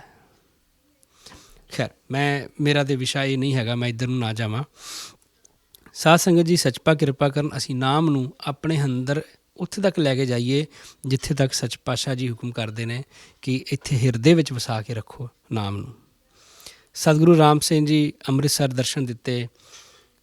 ਉਸ ਸਮੇਂ ਅੰਗਰੇਜ਼ ਹੁਕੂਮਤ ਪੂਰਾ ਇੰਤਜ਼ਾਮ ਕਰਦੀ ਸੀ, ਮੇਲਿਆਂ ਦਾ ਪੂਰਾ ਪ੍ਰਬੰਧ ਕਰਦੀ ਸੀ, ਜਿਹਨੂੰ ਆਪਾਂ ਕਹਿ ਸਕਦੇ ਹਾਂ ਅੱਜ ਕੱਲ੍ਹ ਦੇ ਵਰਡ ਵਿੱਚ ਸਿਕਿਉਰਿਟੀ ਦਾ ਇੰਤਜ਼ਾਮ ਕਰਦੀ ਸੀ। ਉਹ ਨਾਲ ਪਹਿਰਾ ਰੱਖਦੇ ਸੀ, ਗੁਪਤ ਤਰੀਕੇ ਨਾਲ ਵੀ ਅਤੇ ਸ਼ਰੇਆਮ ਵੀ, ਦੋਵੇਂ ਤਰੀਕਿਆਂ ਨਾਲ ਉਹ ਪੂਰਾ ਛਾਣਬੀਨ ਰੱਖਦੇ ਸਨ ਸਤਿਗੁਰੂ ਰਾਮ ਸਿੰਘ ਦੀ, ਵੀ ਕੀ ਕਰਦੇ ਪਏ ਨੇ, ਕਿਸ ਤਰ੍ਹਾਂ ਦੀਆਂ ਗਤੀਵਿਧੀਆਂ ਚੱਲਦੀਆਂ ਪਈਆਂ ਨੇ। ਮੇਲੇ ਵਿੱਚ ਐਸੀ ਕਿਰਪਾ ਐਸੀ ਹੋਈ ਕਿ ਸਾਧ ਸੰਗਤ ਇੰਨੀ ਆਈ। ਸੱਚ ਪਾਤਸ਼ਾਹ ਜੀ ਚੀਤਾ ਛੱਡਣ ਜਾਣਾ ਸੀ, ਭਾਵ ਬਾਥਰੂਮ ਕਰਨ ਜਾਣਾ ਸੀ। ਅੱਜ ਕੱਲ੍ਹ ਤਾਂ ਆਪਣੇ ਕੋਲ ਬਾਥਰੂਮ ਬਣ ਗਏ ਨੇ ਅਤੇ ਆਪਾਂ ਬਾਥਰੂਮ 'ਚ ਜਾ ਕੇ ਅੰਦਰੋਂ ਲੌਕ ਲਾ ਕੇ ਬਾਥਰੂਮ ਕਰ ਲਈਦਾ। ਪਰ ਉਸ ਟਾਈਮ ਕੀ ਹੁੰਦਾ ਸੀਗਾ, ਇਸ ਤਰ੍ਹਾਂ ਦਾ ਕੋਈ ਸਾਧਨ ਨਹੀਂ ਸੀ ਹੁੰਦਾ, ਬਾਹਰ ਖੇਤਾਂ ਵਿੱਚ ਜਾਣਾ ਹੁੰਦਾ ਸੀ। ਸਤਿਗੁਰੂ ਰਾਮ ਸਿੰਘ ਜੀ ਬਾਥਰੂਮ ਕਰਨ ਜਾਣਾ ਸੀ, ਜਲ ਵਰਤਨ ਜਾਣਾ ਸੀ, ਅਤੇ ਸਤਿਗੁਰੂ ਰਾਮ ਸਿੰਘ ਜੀ ਗੜਵਾ ਹੱਥ 'ਚ ਫੜਿਆ ਅਤੇ ਤੁਰ ਪਏ। ਜਦੋਂ ਚੱਲ ਪਏ ਅਤੇ ਮਗਰ ਸੰਗਤ ਵੀ ਤੁਰੀ ਆਈ। ਸਤਿਗੁਰੂ ਰਾਮ ਸਿੰਘ ਜੀ ਹੁਕਮ ਕੀਤਾ ਕਿ ਇਸ ਤੋਂ ਬਾਅਦ ਕੋਈ ਨਾ ਮੇਰੇ ਮਗਰ ਆਵੇ। ਕੁਝ ਸੰਗਤ ਰੁਕ ਗਈ। ਸੱਚ ਪਾਤਸ਼ਾਹ ਜੀ ਫਿਰ ਗਏ, ਪਿੱਛੇ ਮੁੜ ਕੇ ਵੇਖਿਆ ਵੀ ਸੰਗਤ ਫਿਰ ਮਗਰ ਆ ਰਹੀ ਹੈ, ਸੰਗਤ ਫਿਰ ਨਹੀਂ ਹਟਦੀ। ਸਤਿਗੁਰੂ ਰਾਮ ਸਿੰਘ ਜੀ ਇੱਕ ਲੀਕ ਖਿੱਚ ਦਿੱਤੀ ਕਿ ਜਿਹੜਾ ਇਸ ਤੋਂ ਅੱਗੇ ਆਵੇ ਉਹ ਮੂੰਹ ਕਾਲਾ ਕਰਕੇ ਆਵੇ। ਸੰਗਤ ਉੱਥੇ ਬਹੁਤ ਰੁਕ ਗਈ। ਉਸ ਤੋਂ ਬਾਅਦ ਫਿਰ ਵੇਖਿਆ ਕਿ ਜਿਹੜਾ ਬਿਸ਼ਨ ਸਿੰਘ ਮੰਗਲਪੁਰੀਆ ਸੀ, ਮੰਗਲ ਸਿੰਘ ਬਿਸ਼ਨਪੁਰੀਆ ਜਿਹੜਾ ਸੀਗਾ, ਉਹ ਮਗਰ ਭੱਜਿਆ। ਉਹ ਫਿਰ ਵੀ ਗਿਆ। ਸਤਿਗੁਰੂ ਰਾਮ ਸਿੰਘ ਜੀ ਤੇਜ਼ੀ ਨਾਲ ਭੱਜਣ ਲੱਗ ਗਏ, ਉਹ ਵੀ ਮਗਰ ਭੱਜਿਆ। ਜਦੋਂ ਮਗਰ ਭੱਜਿਆ, ਉਹਨੇ ਨਾ ਇੱਕ ਮੁੰਦਰੀ ਮੱਥਾ ਟੇਕੀ ਸੀ, ਰਿੰਗ ਮੱਥਾ ਟੇਕੀ ਸੀ ਸਤਿਗੁਰੂ ਰਾਮ ਸਿੰਘ ਜੀ ਨੂੰ, ਜੇ ਸੋਨੇ ਦੀ ਸੀ, ਬਹੁਤ ਮਹਿੰਗੇ ਮਹਿੰਗੇ ਨਗ ਲੱਗੇ ਹੋਏ ਸਨ ਉਹਦੇ ਵਿੱਚ। ਉਹ ਮੱਥਾ ਟੇਕੀ ਅਤੇ ਸੱਚ ਪਾਤਸ਼ਾਹ ਜੀ ਉਹ ਮੁੰਦਰੀ ਲਾ ਕੇ ਨਾ ਉਹਦੇ ਵੱਲ ਨੂੰ ਪਿਛਾਂਹ ਨੂੰ ਸੁੱਟ ਦਿੱਤੀ। ਸੱਚ ਪਾਤਸ਼ਾਹ ਜੀ ਹੁਕਮ ਕਰਦੇ ਨੇ, ਤੂੰ ਇਹਦੇ ਕਰਕੇ ਮਗਰ ਭੱਜਿਆ ਫਿਰਦਾ ਨਾ ਮੇਰੇ, ਕਿ ਮੈਂ ਦਿੱਤੀ ਏ, ਤੈਨੂੰ ਇਹੀ ਮਾਣ ਹੈ ਕਿ ਮੈਂ ਇਹਨਾਂ ਨੂੰ ਮੁੰਦਰੀ ਦਿੱਤੀ ਏ, ਆ ਫੜ ਆਪਣੀ ਮੁੰਦਰੀ, ਜਾ ਦੌੜ ਜਾ। ਉਹਨੂੰ ਵੀ ਜਦੋਂ ਇਸ ਤਰ੍ਹਾਂ ਦਾ ਸਖਤੀ ਨਾਲ ਬਚਨ ਕੀਤਾ, ਮੁੰਦਰੀ ਫੜੀ, ਉਹ ਵਾਪਸ ਆ ਗਿਆ। ਆਣ ਕੇ ਬਾਬਾ ਜਵਾਹਰ ਸਿੰਘ ਜੀ ਨੂੰ ਕਹਿੰਦਾ ਹੈ ਕਿ ਸਤਿਗੁਰ ਨਹੀਂ ਰੁਕਦੇ, ਕਿਸੇ ਦੇ ਫੜਿਆ ਨਹੀਂ ਹੱਥ ਵਿੱਚ ਆਉਂਦੇ, ਤੁਸੀਂ ਦੇਖੋ। ਫਿਰ ਬਾਬਾ ਜਵਾਹਰ ਸਿੰਘ ਜੀ ਮੂੰਹ ਕਾਲਾ ਕਰਕੇ ਉਹ ਲੀਕ ਨੂੰ ਪਾਰ ਕੀਤਾ। ਉਹ ਮਗਰ ਜਾਂਦੇ ਨੇ, ਜਾ ਕੇ ਅਰਜ਼ ਕਰਦੇ ਨੇ, ਪਾਤਸ਼ਾਹ ਕਿਉਂ ਨਾਰਾਜ਼ ਹੁੰਦੇ ਹੋ ਸੰਗਤ 'ਤੇ? ਸੰਗਤ ਤਾਂ ਆਪ ਜੀ ਦਾ ਦਰਸ਼ਨ ਚਾਹੁੰਦੀ ਹੈ, ਆਪ ਜੀ ਦੇ ਨਾਲ ਰਹਿਣਾ ਚਾਹੁੰਦੀ ਹੈ, ਕਿਰਪਾ ਕਰੋ। ਅਤੇ ਸੱਚ ਪਾਤਸ਼ਾਹ ਜੀ ਹੁਕਮ ਕਰਦੇ, ਸੱਚ ਭਾਵ ਕੀਤਾ, ਅੱਜ ਰਾਮ ਸਿੰਘ ਸਸਤਾ ਹੈ, ਫਿਰ ਮਹਿੰਗਾ ਹੋ ਜਾਏਗਾ। ਦੂਰ ਜਾ ਕੇ ਬੈਠਾਂਗਾ, ਤੁਹਾਡੇ ਹੱਥ ਨਹੀਂ ਆਵਾਂਗਾ, ਤੁਸੀਂ ਲੱਭੋਗੇ, ਮੈਂ ਲੱਭਿਆ ਨਹੀਂ ਜਾਣਾ। ਜਦੋਂ ਇਸ ਤਰ੍ਹਾਂ ਦਾ ਬਚਨ ਕੀਤਾ ਅਤੇ ਬੜਾ ਉਹਨਾਂ ਨੇ ਨਿਰਮਾਣ ਹੋ ਕੇ ਅਰਜ਼ ਕੀਤੀ, ਪਾਤਸ਼ਾਹ ਕਿਰਪਾ ਕਰੋ। ਸਤਿਗੁਰੂ ਪ੍ਰਤਾਪ ਸਿੰਘ ਦੇ ਉਪਦੇਸ਼ ਵਿੱਚ ਹੁੰਦਾ ਹੈ, ਇੱਥੇ ਪਹਿਲੀ ਵਾਰੀ ਸੰਗਤ ਨੂੰ ਸੱਚਾ ਬਚਨ ਕੀਤਾ ਸੀ ਕਿ ਮੈਨੂੰ ਗੋਰੇ ਫੜ ਕੇ ਲੈ ਜਾਣਗੇ, ਮੈਨੂੰ ਬਹੁਤ ਦੂਰ ਲੈ ਜਾਣਗੇ, ਤੁਸੀਂ ਲੱਭੋਗੇ, ਮੈਂ ਲੱਭਿਆ ਨਹੀਂ ਜਾਵਾਂਗਾ। ਜਦੋਂ ਇਸ ਤਰ੍ਹਾਂ ਦੇ ਬਚਨ ਕੀਤੇ, ਸੰਤ ਬਾਬਾ ਜਵਾਹਰ ਸਿੰਘ ਜੀ ਅਰਜ਼ ਕਰਦੇ ਨੇ, ਕਿਰਪਾ ਕਰੋ ਪਾਤਸ਼ਾਹ, ਨਾ ਨਾਰਾਜ਼ ਹੋਵੋ, ਸੰਗਤ ਵਿੱਚ ਚੱਲ ਕੇ ਬੈਠੋ। ਸੱਚ ਭਾਵ ਕੀਤਾ, ਹੁਣ ਮੈਨੂੰ ਬਾਥਰੂਮ ਚੀਤਾ ਛੱਡਣ ਨਹੀਂ ਜਾਣ ਦਿੰਦੇ। ਇੱਕ ਉਹ ਸਮਾਂ ਆਏਗਾ, ਇਹ ਜਿਹੜੀਆਂ ਕੱਛਾਂ ਪਾਈ ਫਿਰਦੇ ਨੇ, ਇਹਨਾਂ ਨੇ ਕੱਛਾਂ ਨੂੰ ਫੜ ਕੇ ਸਾੜਨਾ ਹੈ, ਅੰਦਰ ਬੰਦ ਕਰਕੇ ਤਾਲਿਆਂ ਵਿੱਚ ਰੱਖ ਦੇਣਾ ਇਹਨੂੰ, ਅਤੇ ਇਹ ਕਿਸੇ ਨੂੰ ਪਤਾ ਨਾ ਲੱਗੇ। ਧੋਤੀਆਂ ਪਾ ਲੈਣੀਆਂ ਇਹਨਾਂ ਨੇ ਕਿ ਅਸੀਂ ਸਿੱਖ ਹੁੰਦੇ ਸੀ। ਇਹ ਐਵੇਂ ਕਰਨਗੇ ਜਿਹੜੇ ਅੱਜ ਮੈਨੂੰ ਚੀਤਾ ਨਹੀਂ ਛੱਡਣ ਜਾਣ ਦਿੰਦੇ, ਇਹ ਵਿਖਾਉਂਦੇ ਨੇ ਕਿ ਅਸੀਂ ਤੇਰੇ ਸਿੱਖ ਹਾਂ, ਪਰ ਇਹਨਾਂ ਨੇ ਬਾਅਦ 'ਚੋਂ ਐਵੇਂ ਹੀ ਕਰਨਾ ਹੈ। ਉਹ ਹੋਇਆ ਵੀ ਇੱਦਾਂ, ਬੜੇ ਸਿੱਖਾਂ ਨੇ ਕੀਤਾ। ਇੱਕ ਦਿਨ ਜਦੋਂ ਅੰਗਰੇਜ਼ਾਂ ਦਾ ਕੈਸਾ, ਜਦੋਂ ਸਾਧੂ ਰਾਮ ਸਿੰਘ ਜੀ ਪ੍ਰਦੇਸ਼ ਜਾਣ ਤੋਂ ਬਾਅਦ ਦਮਨ ਚੱਕਰ ਚੱਲਿਆ ਸਿੱਖੀ 'ਤੇ, ਇੱਕ ਸਿੱਖ ਸੀਗਾ, ਕਵੀ ਜੀਵਨ ਸਿੰਘ ਜੀ ਵੀ ਦੱਸਦੇ ਨੇ ਆਪਣੇ ਪ੍ਰਸੰਗ ਵਿੱਚ, ਕਹਿੰਦੇ ਵੀ ਇੱਕ ਨਾ ਪੁਲਿਸ ਵਾਲੇ ਨੇ ਆਣ ਕੇ ਫੜ ਲਿਆ ਵੀ ਆ ਪਿੰਡ ਵਿੱਚ ਜਿਹੜੇ ਲੋਕ ਨੇ ਕੀ ਕਰਦੇ ਪਏ ਨੇ, ਕੌਣ ਨਾਮਧਾਰੀ ਇਸ ਪਿੰਡ ਵਿੱਚ, ਤਲਾਸ਼ੀ ਲਵੋ। ਇੱਕ ਬੰਦੇ ਨੂੰ ਪਤਾ ਲੱਗਾ, ਉਹਨੇ ਦਵਾ ਦਵ ਆਪਣਾ ਕਸ਼ਹਿਰਾ ਲਾਇਆ, ਕਸ਼ਹਿਰਾ ਲਾ ਕੇ ਨਾਲ ਦਰਿਆ ਸੀ, ਦਰਿਆ ਵਿੱਚ ਸੁੱਟ ਦਿੱਤਾ। ਉੱਧਰੋਂ ਪੁਲਿਸ ਵਾਲਾ ਆ ਗਿਆ, ਅਤੇ ਉਹ ਕਸ਼ਹਿਰਾ ਹੁਣ ਅਕਸਰ ਨੂੰ ਸੀਗਾ, ਉਹ ਪਾਣੀ ਦੇ ਉੱਤੇ ਤੈਰੀ ਗਿਆ। ਉਹ ਦਵਾ ਦਾ ਫੜ ਕੇ ਢੀਮਾਂ ਪੱਥਰ ਮਾਰੇ ਉਹਦੇ ਵਿੱਚ ਕਿ ਡੁੱਬ ਜਾ। ਕਹਿੰਦਾ ਤੈਨੂੰ ਕੀ ਮਿਲੂ ਮੈਨੂੰ ਫਸਾ ਕੇ, ਹੁਣ ਡੁੱਬਦਾ ਨਹੀਂ। ਉਹ ਐਵੇਂ ਢੀਮਾਂ ਮਾਰ ਉਹਨੂੰ ਕਸ਼ਹਿਰੇ ਨੂੰ ਡੁੱਬੇ ਪਾਣੀ ਵਿੱਚ, ਕਿ ਪਤਾ ਨਾ ਲੱਗ ਜਾਏ ਇਹਨਾਂ ਨੂੰ ਕਿ ਇਹ ਕਸ਼ਹਿਰਾ ਮੈਂ ਲਾਇਆ, ਮੈਂ ਇੱਕ ਪ੍ਰੂਫ ਨਾ ਮਿਲ ਜਾਏ ਮੇਰਾ। ਇਸ ਤਰ੍ਹਾਂ ਦਾ ਵੀ ਸਮਾਂ ਆਇਆ ਕਈ ਸਿੱਖਾਂ 'ਤੇ, ਇਸ ਤਰ੍ਹਾਂ ਵੀ ਕੀਤਾ ਉਹਨਾਂ ਨੇ। ਮੈਂ ਉਹੀ ਗੱਲ ਕਰਦਾ ਸੀ, ਸੱਚ ਪਾਤਸ਼ਾਹ ਜੀ ਫਿਰ ਇਸ ਤਰ੍ਹਾਂ ਦੇ ਬਚਨ ਕੀਤੇ।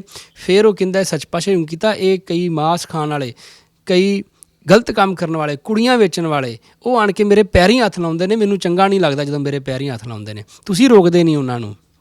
ਫਿਰ ਸਿੱਖਾਂ ਨੇ ਅਰਜ਼ ਕਰਕੇ ਪਹਿਰਾ ਲਵਾਇਆ। ਅੰਗਰੇਜ਼ਾਂ ਨੇ ਆਖਿਆ ਵੀ ਬਾਬਾ ਸਾਹਿਬ ਕੋ ਤੁਸੀਂ ਇੰਨਾ ਤੰਗ ਕਰਦੇ ਹੋ, ਅਸੀਂ ਤੁਹਾਨੂੰ ਪਹਿਰਾ ਲਾ ਦਿੰਦੇ ਹਾਂ ਜੇ ਤੁਹਾਡੇ ਤੋਂ ਨਹੀਂ ਪਹਿਰਾ ਲੱਗਦਾ। ਫਿਰ ਬਾਬਾ ਜਵਾਹਰ ਸਿੰਘ ਜੀ ਨੇ 4-5 ਨੌਜਵਾਨ ਲੈ ਕੇ ਅੱਗੇ ਇੱਕ ਵਾੜ ਕਰ ਦਿੱਤੀ ਸਾਧੂ ਰਾਮ ਸਿੰਘ ਜੀ ਦੇ, ਵੀ ਇਸ ਤੋਂ ਅੱਗੇ ਆਣ ਕੇ ਕੋਈ ਮੱਥਾ ਨਾ ਟੇਕੇ। ਪਹਿਰਾ ਲੱਗ ਗਿਆ ਕਿ ਚਰਨੀ ਹੱਥ ਲਾ ਕੇ ਮੱਥਾ ਨਹੀਂ ਟੇਕਣਾ। ਇਸ ਤਰ੍ਹਾਂ ਦਾ ਵੀ ਸੱਚ ਪਾਤਸ਼ਾਹ ਜੀ ਬੜੇ ਨਾਰਾਜ਼ ਹੁੰਦੇ ਸਨ ਕਿ ਮਾੜੇ ਕਰਮ, ਖੋਟੇ ਕਰਮ ਕਰਕੇ ਜਦੋਂ ਉਹਨਾਂ ਦੇ ਕੋਲ ਕੀ ਆਉਂਦਾ ਸੀ, ਉਹ ਬਹੁਤ ਨਾਰਾਜ਼ ਹੁੰਦੇ ਸਨ ਉਹਦੇ ਉੱਤੇ। ਸਤਿਗੁਰੂ ਰਾਮ ਸਿੰਘ ਜੀ ਭੈਣੀ ਸਾਹਿਬ ਨੇ ਇੱਕ ਦਿਨ ਵੈਸੇ ਬਾਂਹ ਉਲਾਰ ਕੇ ਬਚਨ ਕੀਤਾ ਕਿ ਅੱਜ ਇੱਧਰ ਇੱਕ ਮੌਤ ਹੋਏਗੀ। ਜਦੋਂ ਇਸ ਤਰ੍ਹਾਂ ਬਚਨ ਕੀਤਾ, ਮਾਤਾ ਜੱਸਾਂ ਜੀ ਵੇਖਿਆ, ਸੋਚਿਆ ਕਿ ਇੱਕ ਮੇਰੀ ਬੇਟੀ ਜਿਹੜੀ ਉਹ ਚੜ੍ਹਾਈ ਕਰ ਗਈ ਏ, ਇੱਧਰ ਤੇ ਮੇਰੀ ਇੱਕੋ ਹੀ ਬੇਟੀ ਰਹਿ ਗਈ ਏ, ਬੀਬੀ ਨੰਦਾ, ਉਹ ਇੱਧਰ ਰਹਿੰਦੀ ਏ, ਕਿਤੇ ਉਹ ਨਾ ਚੜ੍ਹਾਈ ਕਰ ਜਾਵੇ। ਉਹ ਦਵਾ ਦਵ ਗਏ ਖਟੜੀ ਪਿੰਡ, ਜਾ ਕੇ ਉਹਨਾਂ ਨੇ ਵੇਖਿਆ ਜਾਂਦਿਆਂ ਨੂੰ ਬੀਬੀ ਨੰਦਾ ਬਹੁਤ ਬਿਮਾਰ ਸੀ। ਉਹਨਾਂ ਨੇ ਦਵਾ ਦਵ ਗੱਡੇ 'ਤੇ ਪਾਇਆ, ਗੱਡੇ 'ਤੇ ਪਾ ਕੇ ਭੈਣੀ ਸਾਹਿਬ ਲੈ ਕੇ ਆਏ। ਭੈਣੀ ਸਾਹਿਬ ਲੈ ਕੇ ਆਏ, ਸੱਚ ਪਾਤਸ਼ਾਹ ਜੀ ਦੇ ਚਰਨਾਂ 'ਚ ਆਣ ਕੇ ਅਰਜ਼ ਕੀਤੀ, ਕਿਰਪਾ ਕਰੋ। ਬਹੁਤ ਅਰਜ਼ਾਂ ਕੀਤੀਆਂ ਮਾਤਾ ਜੀ ਨੇ, ਕਿਰਪਾ ਕਰੋ ਇਹ ਬਚ ਜਾਵੇ।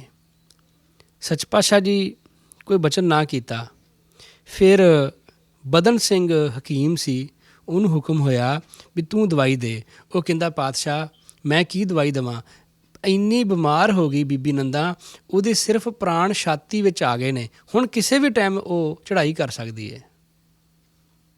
ਭਾਵ ਨਬਜ਼ ਜਿਹੜੀ ਸੀਗੀ ਉਹ ਵੀ ਬੰਦ ਹੋਣ ਵਾਲੀ ਹੋ ਗਈ, ਸਿਰਫ ਛਾਤੀ 'ਤੇ ਪ੍ਰਾਣ ਸਨ ਕਿ ਸ਼ਾਇਦ 1 ਜਾਂ 2 ਸਾਹ, ਕਿੰਨੇ ਸਾਹ ਰਹਿ ਗਏ ਨੇ, ਇੰਨੇ ਥੋੜ੍ਹੇ ਸਵਾਸ ਰਹਿ ਗਏ ਨੇ। ਸੱਚ ਭਾਵ ਕੀਤਾ, ਨਹੀਂ ਕੋਈ ਗੱਲ ਨਹੀਂ, ਤੂੰ ਦਵਾਈ ਦੇ। ਉਹਨੇ ਅਜਵੈਣ ਕਾੜ ਕੇ ਉਹ ਬੀਬੀ ਨੰਦਾ ਦੇ ਮੂੰਹ ਵਿੱਚ ਪਾਈ। ਜਿਹੜੀਆਂ ਨਾੜੀਆਂ ਅੰਦਰ ਸੁੰਗੜ ਗਈਆਂ ਸਨ, ਸਾਹ ਨਹੀਂ ਸੀ ਲੈਣ ਦਿੰਦੀਆਂ, ਉਹ ਨਾੜੀਆਂ ਇੱਕਦਮ ਖੁੱਲ੍ਹ ਗਈਆਂ, ਸਾਹ ਆਉਣਾ ਸ਼ੁਰੂ ਹੋ ਗਿਆ। ਅੱਜ ਹੋਰ, ਕੱਲ੍ਹ ਹੋਰ, 2-3 ਦਿਨਾਂ ਵਿੱਚ ਬੀਬੀ ਨੰਦਾ ਜਿਹੜੀ ਸੀ ਉਹ ਠੀਕ ਹੋ ਗਈ। ਸਤਿਗੁਰੂ ਰਾਮ ਸਿੰਘ ਜੀ ਬੈਠੇ ਪਾਠ ਕਰਦੇ ਪਏ, ਬੀਬੀ ਨੰਦਾ ਨੇ ਆਣ ਕੇ ਮੱਥਾ ਟੇਕਿਆ। ਸੱਚ ਪਾਤਸ਼ਾਹ ਜੀ ਹੁਕਮ ਕਰਦੇ, ਅੱਜ ਫੁੱਲ ਵੀ ਚੁਗ ਲੈਣੇ ਸੀ ਅਤੇ ਜਿਨ੍ਹਾਂ ਨੇ ਅਫਸੋਸ ਕਰਨ ਆਉਣਾ ਸੀ ਉਹਨਾਂ ਨੇ ਅਫਸੋਸ ਕਰਕੇ ਵੀ ਚਲੇ ਜਾਣਾ ਸੀ, ਪਰ ਤੈਨੂੰ ਸਤਿਗੁਰ ਨੇ ਫਿਰ ਵੀ ਰੱਖ ਲਿਆ।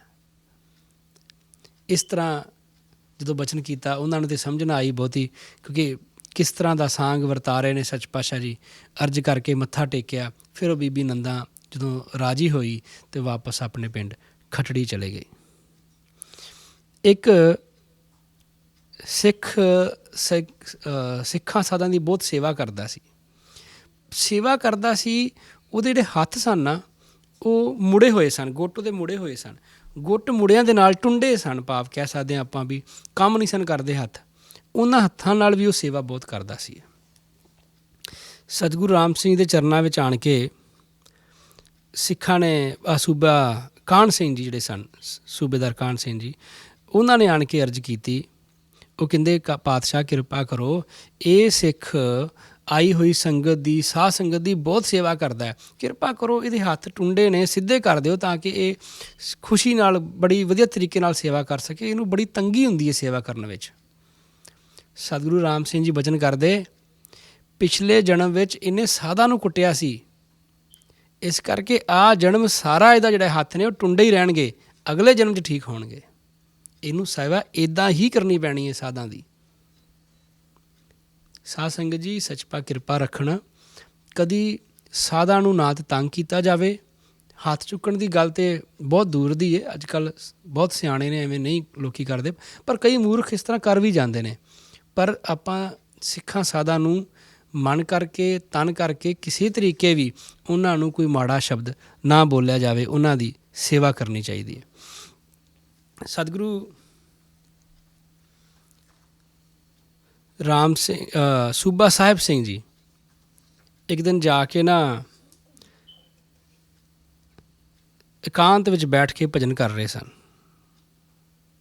ਸਤਿਗੁਰੂ ਰਾਮ ਸਿੰਘ ਜੀ ਭਜਨ ਕਰ ਰਹੇ ਸਨ। ਸੂਬਾ ਸਾਹਿਬ ਸਿੰਘ ਜੀ ਲੱਸੀ ਬਣਾ ਕੇ ਲੈ ਕੇ ਗਏ ਸਤਿਗੁਰੂ ਰਾਮ ਸਿੰਘ ਜੀ ਕੋਲ। ਲੱਸੀ ਬਣਾ ਕੇ ਲੈ ਕੇ ਗਏ, ਲੱਸੀ ਛਕਾਈ। ਸੱਚਪਾ ਬੜੇ ਬਚਨ ਕੀਤੇ ਖੁਸ਼ੀ ਨਾਲ। ਸੱਚ ਪਾਤਸ਼ਾਹ ਜੀ ਬਚਨ ਕੀਤਾ, ਤੈਨੂੰ ਕੁਝ ਵਿਖਾਈਏ? ਸਾਹਿਬ ਸਿੰਘ ਜੀ ਨੇ ਅਰਜ਼ ਕੀਤੀ, ਜੀ ਪਾਤਸ਼ਾਹ, ਜਿਸ ਤਰ੍ਹਾਂ ਆਪ ਜੀ ਦੀ ਰਜਾ ਹੋਵੇ। ਸੱਚ ਪਾਤਸ਼ਾਹ ਜੀ ਉਸੇ ਵੇਲੇ ਖਲੋ ਕੇ ਚਰਨ ਜਿਹੜੇ ਸੀ ਉਹ ਧਰਤੀ ਨਾਲ ਲੱਗ ਗਏ, ਜਿਹੜਾ ਸੀਸ ਸੀ ਉਹ ਆਕਾਸ਼ ਨਾਲ ਲੱਗ ਗਿਆ। ਗੁਰੂ ਸਾਹਿਬ ਹੁਕਮ ਕਰਦੇ ਨੇ, ਜਿਸ ਸਿੱਖ ਨੂੰ ਇਸ ਤਰ੍ਹਾਂ ਦਰਸ਼ਨ ਹੋ ਜਾਣ, ਸਾਰੀ ਉਮਰ ਕੀਤੀ ਹੋਈ ਦੀ ਬੰਦਗੀ ਦਾ ਫਲ ਮਿਲਦਾ। ਜਿਸ ਬੰਦੇ ਨੇ ਸਾਰੀ ਉਮਰ ਬੰਦਗੀ ਕੀਤੀ ਹੋਵੇ ਅਤੇ ਜਿਹਨੂੰ ਆ ਇੱਕ ਛਿਣ ਪਲ ਲਈ ਵੀ ਦਰਸ਼ਨ ਹੋ ਗਏ ਇਸ ਵਿਰਾਟ ਸਰੂਪ ਦੇ, ਉਹਨੂੰ ਸਾਰੀ ਉਮਰ ਦਾ ਫਲ ਮਿਲ ਜਾਂਦਾ। ਇਹ ਇੱਕ ਦੋ ਹੋਰ ਸਿੱਖਾਂ 'ਤੇ ਵੀ ਇਸ ਤਰ੍ਹਾਂ ਬਖਸ਼ਿਸ਼ ਕੀਤੀ ਪਾਤਸ਼ਾਹ ਜੀ ਨੇ। ਸੂਬਾ ਸਾਹਿਬ ਸਿੰਘ ਜੀ ਨਾਲ ਤਾਂ ਬਹੁਤ ਪਿਆਰ ਸਨ ਸਤਿਗੁਰੂ ਰਾਮ ਸਿੰਘ ਜੀ ਦਾ, ਇਸ ਤਰ੍ਹਾਂ ਉਹਨਾਂ 'ਤੇ ਬਖਸ਼ਿਸ਼ ਕੀਤੀ। ਮਾਤਾ ਜੱਸਾਂ ਜੀ ਆਏ, ਅਰਜ਼ ਕਰਦੇ, ਪਾਤਸ਼ਾਹ ਕਿਰਪਾ ਕਰੋ ਮੇਰੇ ਘਰ ਪੁੱਤਰ ਹੋਵੇ। ਪੁੱਤਰ ਨਹੀਂ ਹੈਗਾ, ਮਨ ਨਹੀਂ ਟਿਕਦਾ। ਸੱਚ ਪਾਤਸ਼ਾਹ ਜੀ ਹੁਕਮ ਕਰਦੇ ਨੇ, ਕਿਸੇ ਕੋਲ ਇੱਕ ਪੁੱਤਰ ਆ, ਕਿਸੇ ਕੋਲ ਦੋ ਨੇ, ਕਿਸੇ ਕੋਲ ਤਿੰਨ ਨੇ। ਜੱਸਾਂ ਤੇਰੇ ਤੇ ਹਜ਼ਾਰਾਂ ਲੱਖਾਂ ਹੀ ਪੁੱਤਰ ਨੇ, ਇਹ ਖਾਲਸਾ ਸਾਰਾ ਹੀ ਤੇਰਾ ਪੁੱਤਰ ਆ। ਉਹ ਫਿਰ ਅਰਜ਼ ਕਰਦੇ ਨੇ। ਥੋੜ੍ਹੇ ਦਿਨ ਫਿਰ ਬਤੀਤ ਹੋ ਗਏ। ਇੱਕ ਦਿਨ ਸਤਿਗੁਰੂ ਰਾਮ ਸਿੰਘ ਜੀ ਪੁੱਛਦੇ, ਜੱਸਾਂ ਸੁਣਾ ਕੀ ਖਬਰ ਆ? ਉਹ ਕਹਿੰਦੇ, ਜੀ ਮਨ ਨਹੀਂ ਟਿਕਦਾ, ਪੁੱਤਰ ਨੂੰ ਜੀ ਕਰਦਾ ਕਿ ਮੇਰੇ ਘਰ ਪੁੱਤਰ ਹੋਵੇ। ਸਤਿਗੁਰੂ ਰਾਮ ਸਿੰਘ ਜੀ ਬਚਨ ਕਰਦੇ, ਜੱਸਾਂ ਆਪਣੇ ਘਰ ਪੁੱਤਰ ਹੋਣਾ ਸੀ, ਜੇ ਹੁੰਦਾ ਤਾਂ ਉਹਨੇ ਆਖੇ ਨਹੀਂ ਸੀ ਲੱਗਣਾ, ਉਹਨੇ ਕੁਸੰਗੀਆਂ ਦੀ ਸੰਗਤ ਕਰਨੀ ਸੀ, ਉਹਨੇ ਤੇਰੇ ਵੀ ਆਖੇ ਨਹੀਂ ਸੀ ਲੱਗਣਾ, ਮੇਰੇ ਵੀ ਆਖੇ ਨਹੀਂ ਸੀ ਲੱਗਣਾ, ਆਪਣਾ ਫਿਰ ਇਦੋਂ ਵੱਧ ਮਨ ਦੁਖੀ ਹੋਣਾ ਸੀ। ਹੁਣ ਜਿਹੜਾ ਪੁੱਤਰ ਤੋਂ ਤੈਨੂੰ ਪਿਆਰ ਸੇਵਾ ਮਿਲਣੀ ਸੀ ਨਾ, ਉਹ ਤੈਨੂੰ ਇਹ ਖਾਲਸਾ ਦੇ ਰਿਹਾ ਹੈ। ਇਹ ਖਾਲਸਾ ਦੇਗਾ, ਇਹ ਸੰਗਤ ਤੇਰੀ ਸੇਵਾ ਕਰੇਗੀ। ਇਹ ਸੰਗਤ ਜਿੰਨੇ ਆਪਾਂ ਨੂੰ ਸੁੱਖ ਦੇ ਰਹੀ ਹੈ, ਜਿੰਨੀ ਸੇਵਾ ਕਰਦੀ ਹੈ, ਆਪਣੇ ਪੁੱਤਰ ਨੇ ਨਹੀਂ ਸਨ ਇੰਨੇ ਦੇਣੇ। ਇਸ ਕਰਕੇ ਤੂੰ ਮਨ ਵਿੱਚ ਇਸ ਤਰ੍ਹਾਂ ਦੀ ਗੱਲ ਨਾ ਲਿਆ, ਅਤੇ ਇਹੀ ਜਿਹੜਾ ਖਾਲਸਾ, ਇਹੀ ਤੇਰਾ ਪੁੱਤਰ ਆ, ਇਹੀ ਸਾਰਾ ਕੁਝ ਹੈ। ਇਸੇ ਤਰ੍ਹਾਂ ਹੀ ਗੁਰੂ ਗੋਬਿੰਦ ਸਿੰਘ ਜੀ ਬਖਸ਼ਿਸ਼ ਕੀਤੀ ਸੀ। ਚਾਰੇ ਪੁੱਤਰ ਵਾਰ ਕੇ ਖਾਲਸਾ ਝੋਲੀ ਵਿੱਚ ਪਾਇਆ ਸੀਗਾ। ਸਤਿਗੁਰੂ ਰਾਮ ਸਿੰਘ ਜੀ ਦੇ ਪਿਤਾ ਜੀ ਬਾਬਾ ਜੱਸਾ ਸਿੰਘ ਜੀ ਇੱਕ ਦਿਨ ਸੱਚ ਪਾਤਸ਼ਾਹ ਜੀ ਬਿਰਾਜਮਾਨ ਸਨ ਮੰਜੇ 'ਤੇ। ਉਹ ਆਣ ਕੇ ਬੈਠਣ ਲੱਗੇ ਕੋਲ ਪੈਂਦ ਵਾਲੇ ਪਾਸੇ। ਸਤਿਗੁਰੂ ਰਾਮ ਸਿੰਘ ਜੀ ਬਚਨ ਕੀਤਾ ਕਿ ਤੁਸੀਂ ਪੈਂਦ ਵਾਲੇ ਪਾਸੇ ਨਾ ਬੈਠੋ, ਤੁਸੀਂ ਮੇਰੇ ਪਿਤਾ ਜੀ ਹੋ, ਤੁਸੀਂ ਮੇਰੇ ਸਰਾਣੇ ਵਾਲੇ ਪਾਸੇ ਬੈਠੋ। ਜਦੋਂ ਇਸ ਤਰ੍ਹਾਂ ਦਾ ਬਚਨ ਕੀਤਾ ਤੇ ਉਹ ਕਹਿੰਦੇ ਨਹੀਂ ਜੀ, ਪਹਿਲਾਂ ਮੈਨੂੰ ਸਮਝ ਨਹੀਂ ਸੀ ਇਸ ਗੱਲ ਦੀ, ਮੈਨੂੰ ਪਹਿਲਾਂ ਇਸ ਗੱਲ ਦੀ ਸਮਝ ਨਹੀਂ ਸੀ ਕਿ ਮੈਂ ਪੈਂਦ ਵਾਲੇ ਬੈਠਾ ਜਾਂ ਸਰਾਣੇ ਵਾਲੇ ਪਾਸੇ ਬੈਠਾ। ਹੁਣ ਆਪ ਜੀ ਨੇ ਕਿਰਪਾ ਕੀਤੀ ਹੈ, ਮੈਨੂੰ ਜਨਾ ਦਿੱਤਾ ਹੈ ਕਿ ਤੁਸੀਂ ਤੇ ਸਾਕਸ਼ਾਤ ਅਕਾਲ ਪੁਰਖ ਦਾ ਸਰੂਪ ਹੋ। ਮੈਂ ਤੇ ਜਨਮਾਂ ਜਨਮਾਂ ਨਾਲ ਤੁਸੀਂ ਮੈਨੂੰ ਪਿੱਛੋਂ ਆਪਣੇ ਨਾਲ ਲੈ ਕੇ ਆਉਂਦੇ ਰਹੇ ਹੋ, ਅਤੇ ਬਖਸ਼ਿਸ਼ ਰੱਖੋ ਕਿ ਇਹ ਸੋਝੀ ਬਣੀ ਰਵੇ, ਮੇਰੇ ਅੰਦਰੋਂ ਸੋਝੀ ਨਾ ਚਲੀ ਜਾਵੇ। ਮੈਂ ਅਰਜ਼ ਕੀਤੀ ਸੀ ਨਾ ਜੀ, ਸਤਿਗੁਰੂ ਬਾਬਾ ਜੱਸਾ ਸਿੰਘ ਜੀ ਭਜਨ ਨਹੀਂ ਸੀ ਪੁੱਛਿਆ, ਦਰਗਾਹ ਵਿੱਚ ਗਏ, ਉੱਥੋਂ ਜਦੋਂ ਆਵਾਜ਼ਾ ਆਇਆ ਵੀ ਭਾਵੇਂ ਪਿਤਾ ਨੇ ਮੇਰੇ, ਪਰ ਇੱਕ ਸ਼ਹਿਰਾ ਪਾਉਣਗੇ, ਅੰਮ੍ਰਿਤ ਛਕਣਗੇ ਤਾਂ ਅੱਗੇ ਲੰਘਣ ਦੇਣਾ, ਅੱਗੇ ਲੰਘਣ ਨਹੀਂ ਦੇਣਾ। ਨਹੀਂ ਤੇ ਉਸ ਤੋਂ ਬਾਅਦ ਫਿਰ ਉਹਨਾਂ ਨੂੰ ਸੋਝੀ ਆਈ ਕਿ ਇਹ ਅਕਾਲ ਪੁਰਖ ਹੈ। ਉਹ ਇਸ ਤਰ੍ਹਾਂ ਸੱਚ ਪਾਤਸ਼ਾਹ ਜੀ ਦਾ ਅਦਬ ਕਰਨ ਲੱਗੇ। ਇੱਕ ਦਿਨ ਸਤਿਗੁਰੂ ਰਾਮ ਸਿੰਘ ਜੀ ਬੈਠਿਆਂ ਬੈਠਿਆਂ ਸਿੱਖਾਂ ਦੇ ਕੋਲ ਬੈਠੇ ਨੇ, ਆਪਣੇ ਚਰਨ ਦੀ ਚੀਚੀ ਨੂੰ ਦੱਬਿਆ, ਜ਼ੋਰ ਦੀ ਦੱਬਿਆ, ਅਤੇ ਉਹਦੇ ਵਿੱਚੋਂ ਥੋੜ੍ਹਾ ਜਿਹਾ ਹਲਕਾ ਜਿਹਾ ਦੱਬਿਆ, ਉਹਦੇ ਵਿੱਚੋਂ ਖੂਨ ਨਿਕਲਿਆ।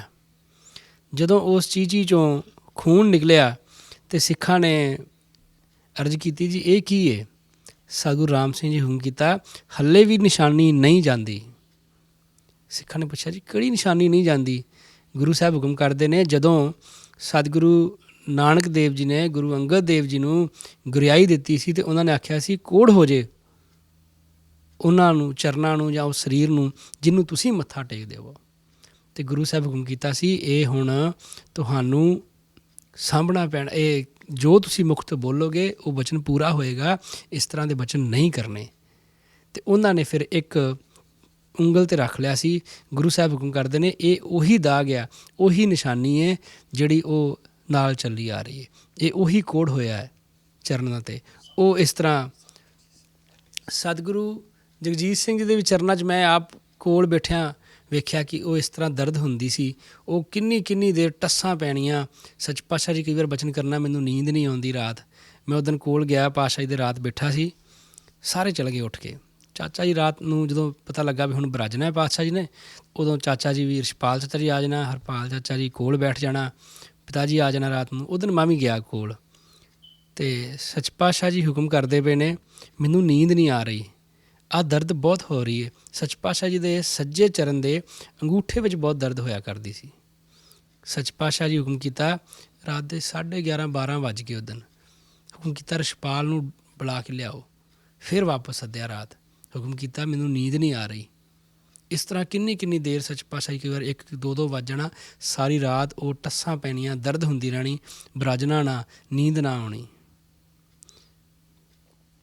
ਇਸ ਦਿਨ ਇੱਕ ਦਿਨ ਸਮਾਂ ਸਤਿਗੁਰੂ ਜਗਜੀਤ ਸਿੰਘ ਜੀ ਕੋਲ ਇੱਦਾਂ ਬੈਠਾ, ਮੈਂ ਇੱਕ ਦਿਨ ਸੱਚ ਭਾਵ ਕੀਤਾ ਡਾਕਟਰ ਲੱਭੋ, ਕੋਈ ਡਾਕਟਰ ਨਾ ਲੱਭਿਆ। ਬੜੇ ਥਾਵਾਂ 'ਤੇ ਲੁਧਿਆਣੇ, ਦਿੱਲੀ, ਬੜੀਆਂ ਥਾਵਾਂ 'ਤੇ ਚੈੱਕਅਪ ਕਰਾਇਆ ਵੀ ਕਿਉਂ ਦਰਦ ਹੁੰਦੀ ਹੈ, ਉਹ ਨਾ ਠੀਕ ਹੋਈ ਕਿਸੇ ਵੀ ਦਰਦ।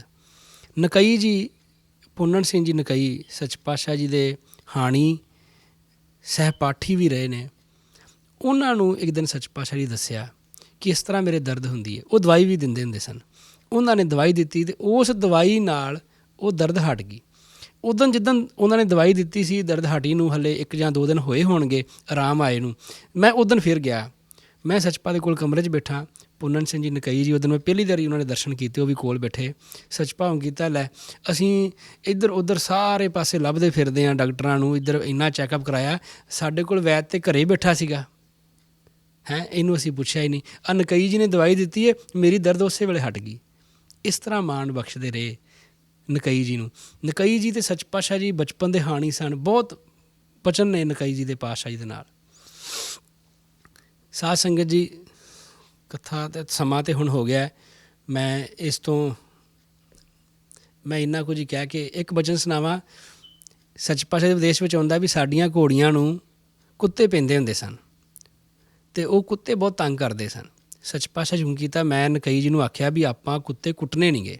ਜਿਹੜੇ ਬਾਕੀ ਮੁੰਡੇ ਕਹਿਣ ਲੱਗੇ ਵੀ ਕੁੱਤਿਆਂ ਨੂੰ ਕੁੱਟੀਏ ਫੜ ਕੇ ਅਤੇ ਸਾਡੀਆਂ ਘੋੜੀਆਂ ਨੂੰ ਨਾ ਤੰਗ ਕਰਨ। ਸੱਚ ਪਾਤਸ਼ਾਹ ਹੁਕਮ ਕਰਦੇ ਕਿ ਮੈਂ ਕੁੱਤੇ ਆਪਾਂ ਕੁੱਟਣੇ ਨਹੀਂ ਗੇ। ਅਤੇ ਨਕਈ ਜੀ ਅਤੇ ਪਾਤਸ਼ਾਹ ਜੀ ਹੁਕਮ ਕੀਤਾ, ਅਸੀਂ ਦੋਨੇ ਜਾਣੇ ਗਏ ਅਤੇ ਉਹ ਕੁੱਤਿਆਂ ਦੇ ਮਗਰ ਭੱਜੇ।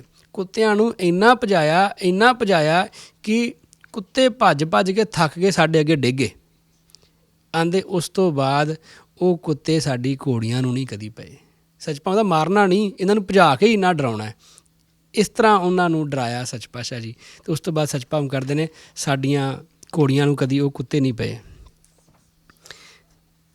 ਨਕਈ ਸੱਚ ਪਾਤਸ਼ਾਹ ਜੀ ਛਾਲ ਮਾਰ ਲੈਂਦੇ ਸਨ। ਨਕਈ ਜੀ ਭੱਜ ਕੇ ਆਉਣਾ, 15 ਹੱਥ ਛਾਲ ਮਾਰ ਜਾਂਦੇ ਸਨ ਪੱਧਰੇ ਥਾਂ ਤੋਂ। ਜਿਹੜੀ 15 ਹੱਥ ਛਾਲ ਆ, ਲੌਂਗ ਜੰਪ ਜਿਹਨੂੰ ਕਹਿ ਦਿੰਦੇ ਆਪਾਂ, ਉਹ ਬਹੁਤ ਵੱਡਾ ਹੋ ਜਾਂਦਾ। ਮਤਲਬ ਕਿ ਇਹ ਹੋ ਜਾਂਦਾ ਤੁਹਾਡਾ 22 ਫੁੱਟ ਬਣ ਜਾਂਦਾ ਤਕਰੀਬਨ, 15 ਹੱਥ ਇਸ ਤਰ੍ਹਾਂ ਬਣ ਜਾਂਦਾ। ਸੱਚਪਾ ਕਿਰਪਾ ਕਰਨ, ਇਹ ਇਸ ਤਰ੍ਹਾਂ ਦੇ ਬਚਨ ਨੇ। ਸੱਚਪਾ ਦੇ ਘਰ ਵਿੱਚ ਇਹ ਹਰ ਜਸ ਕਰਦੇ ਹਾਂ, ਸੁਣਦੇ ਹਾਂ। ਸੱਚਪਾ ਬਖਸ਼ੀ ਰੱਖਣ। ਮੈਂ ਇੰਨਾ ਕੁਝ ਹੀ ਕਹਿੰਦਾ ਹੋਇਆ ਸਾਰੀ ਸਾਧ ਸੰਗਤ ਨੂੰ ਖਿਮਾ ਦਾ ਜਾਚਕਾਂ। ਸਤਿ ਸ੍ਰੀ ਅਕਾਲ।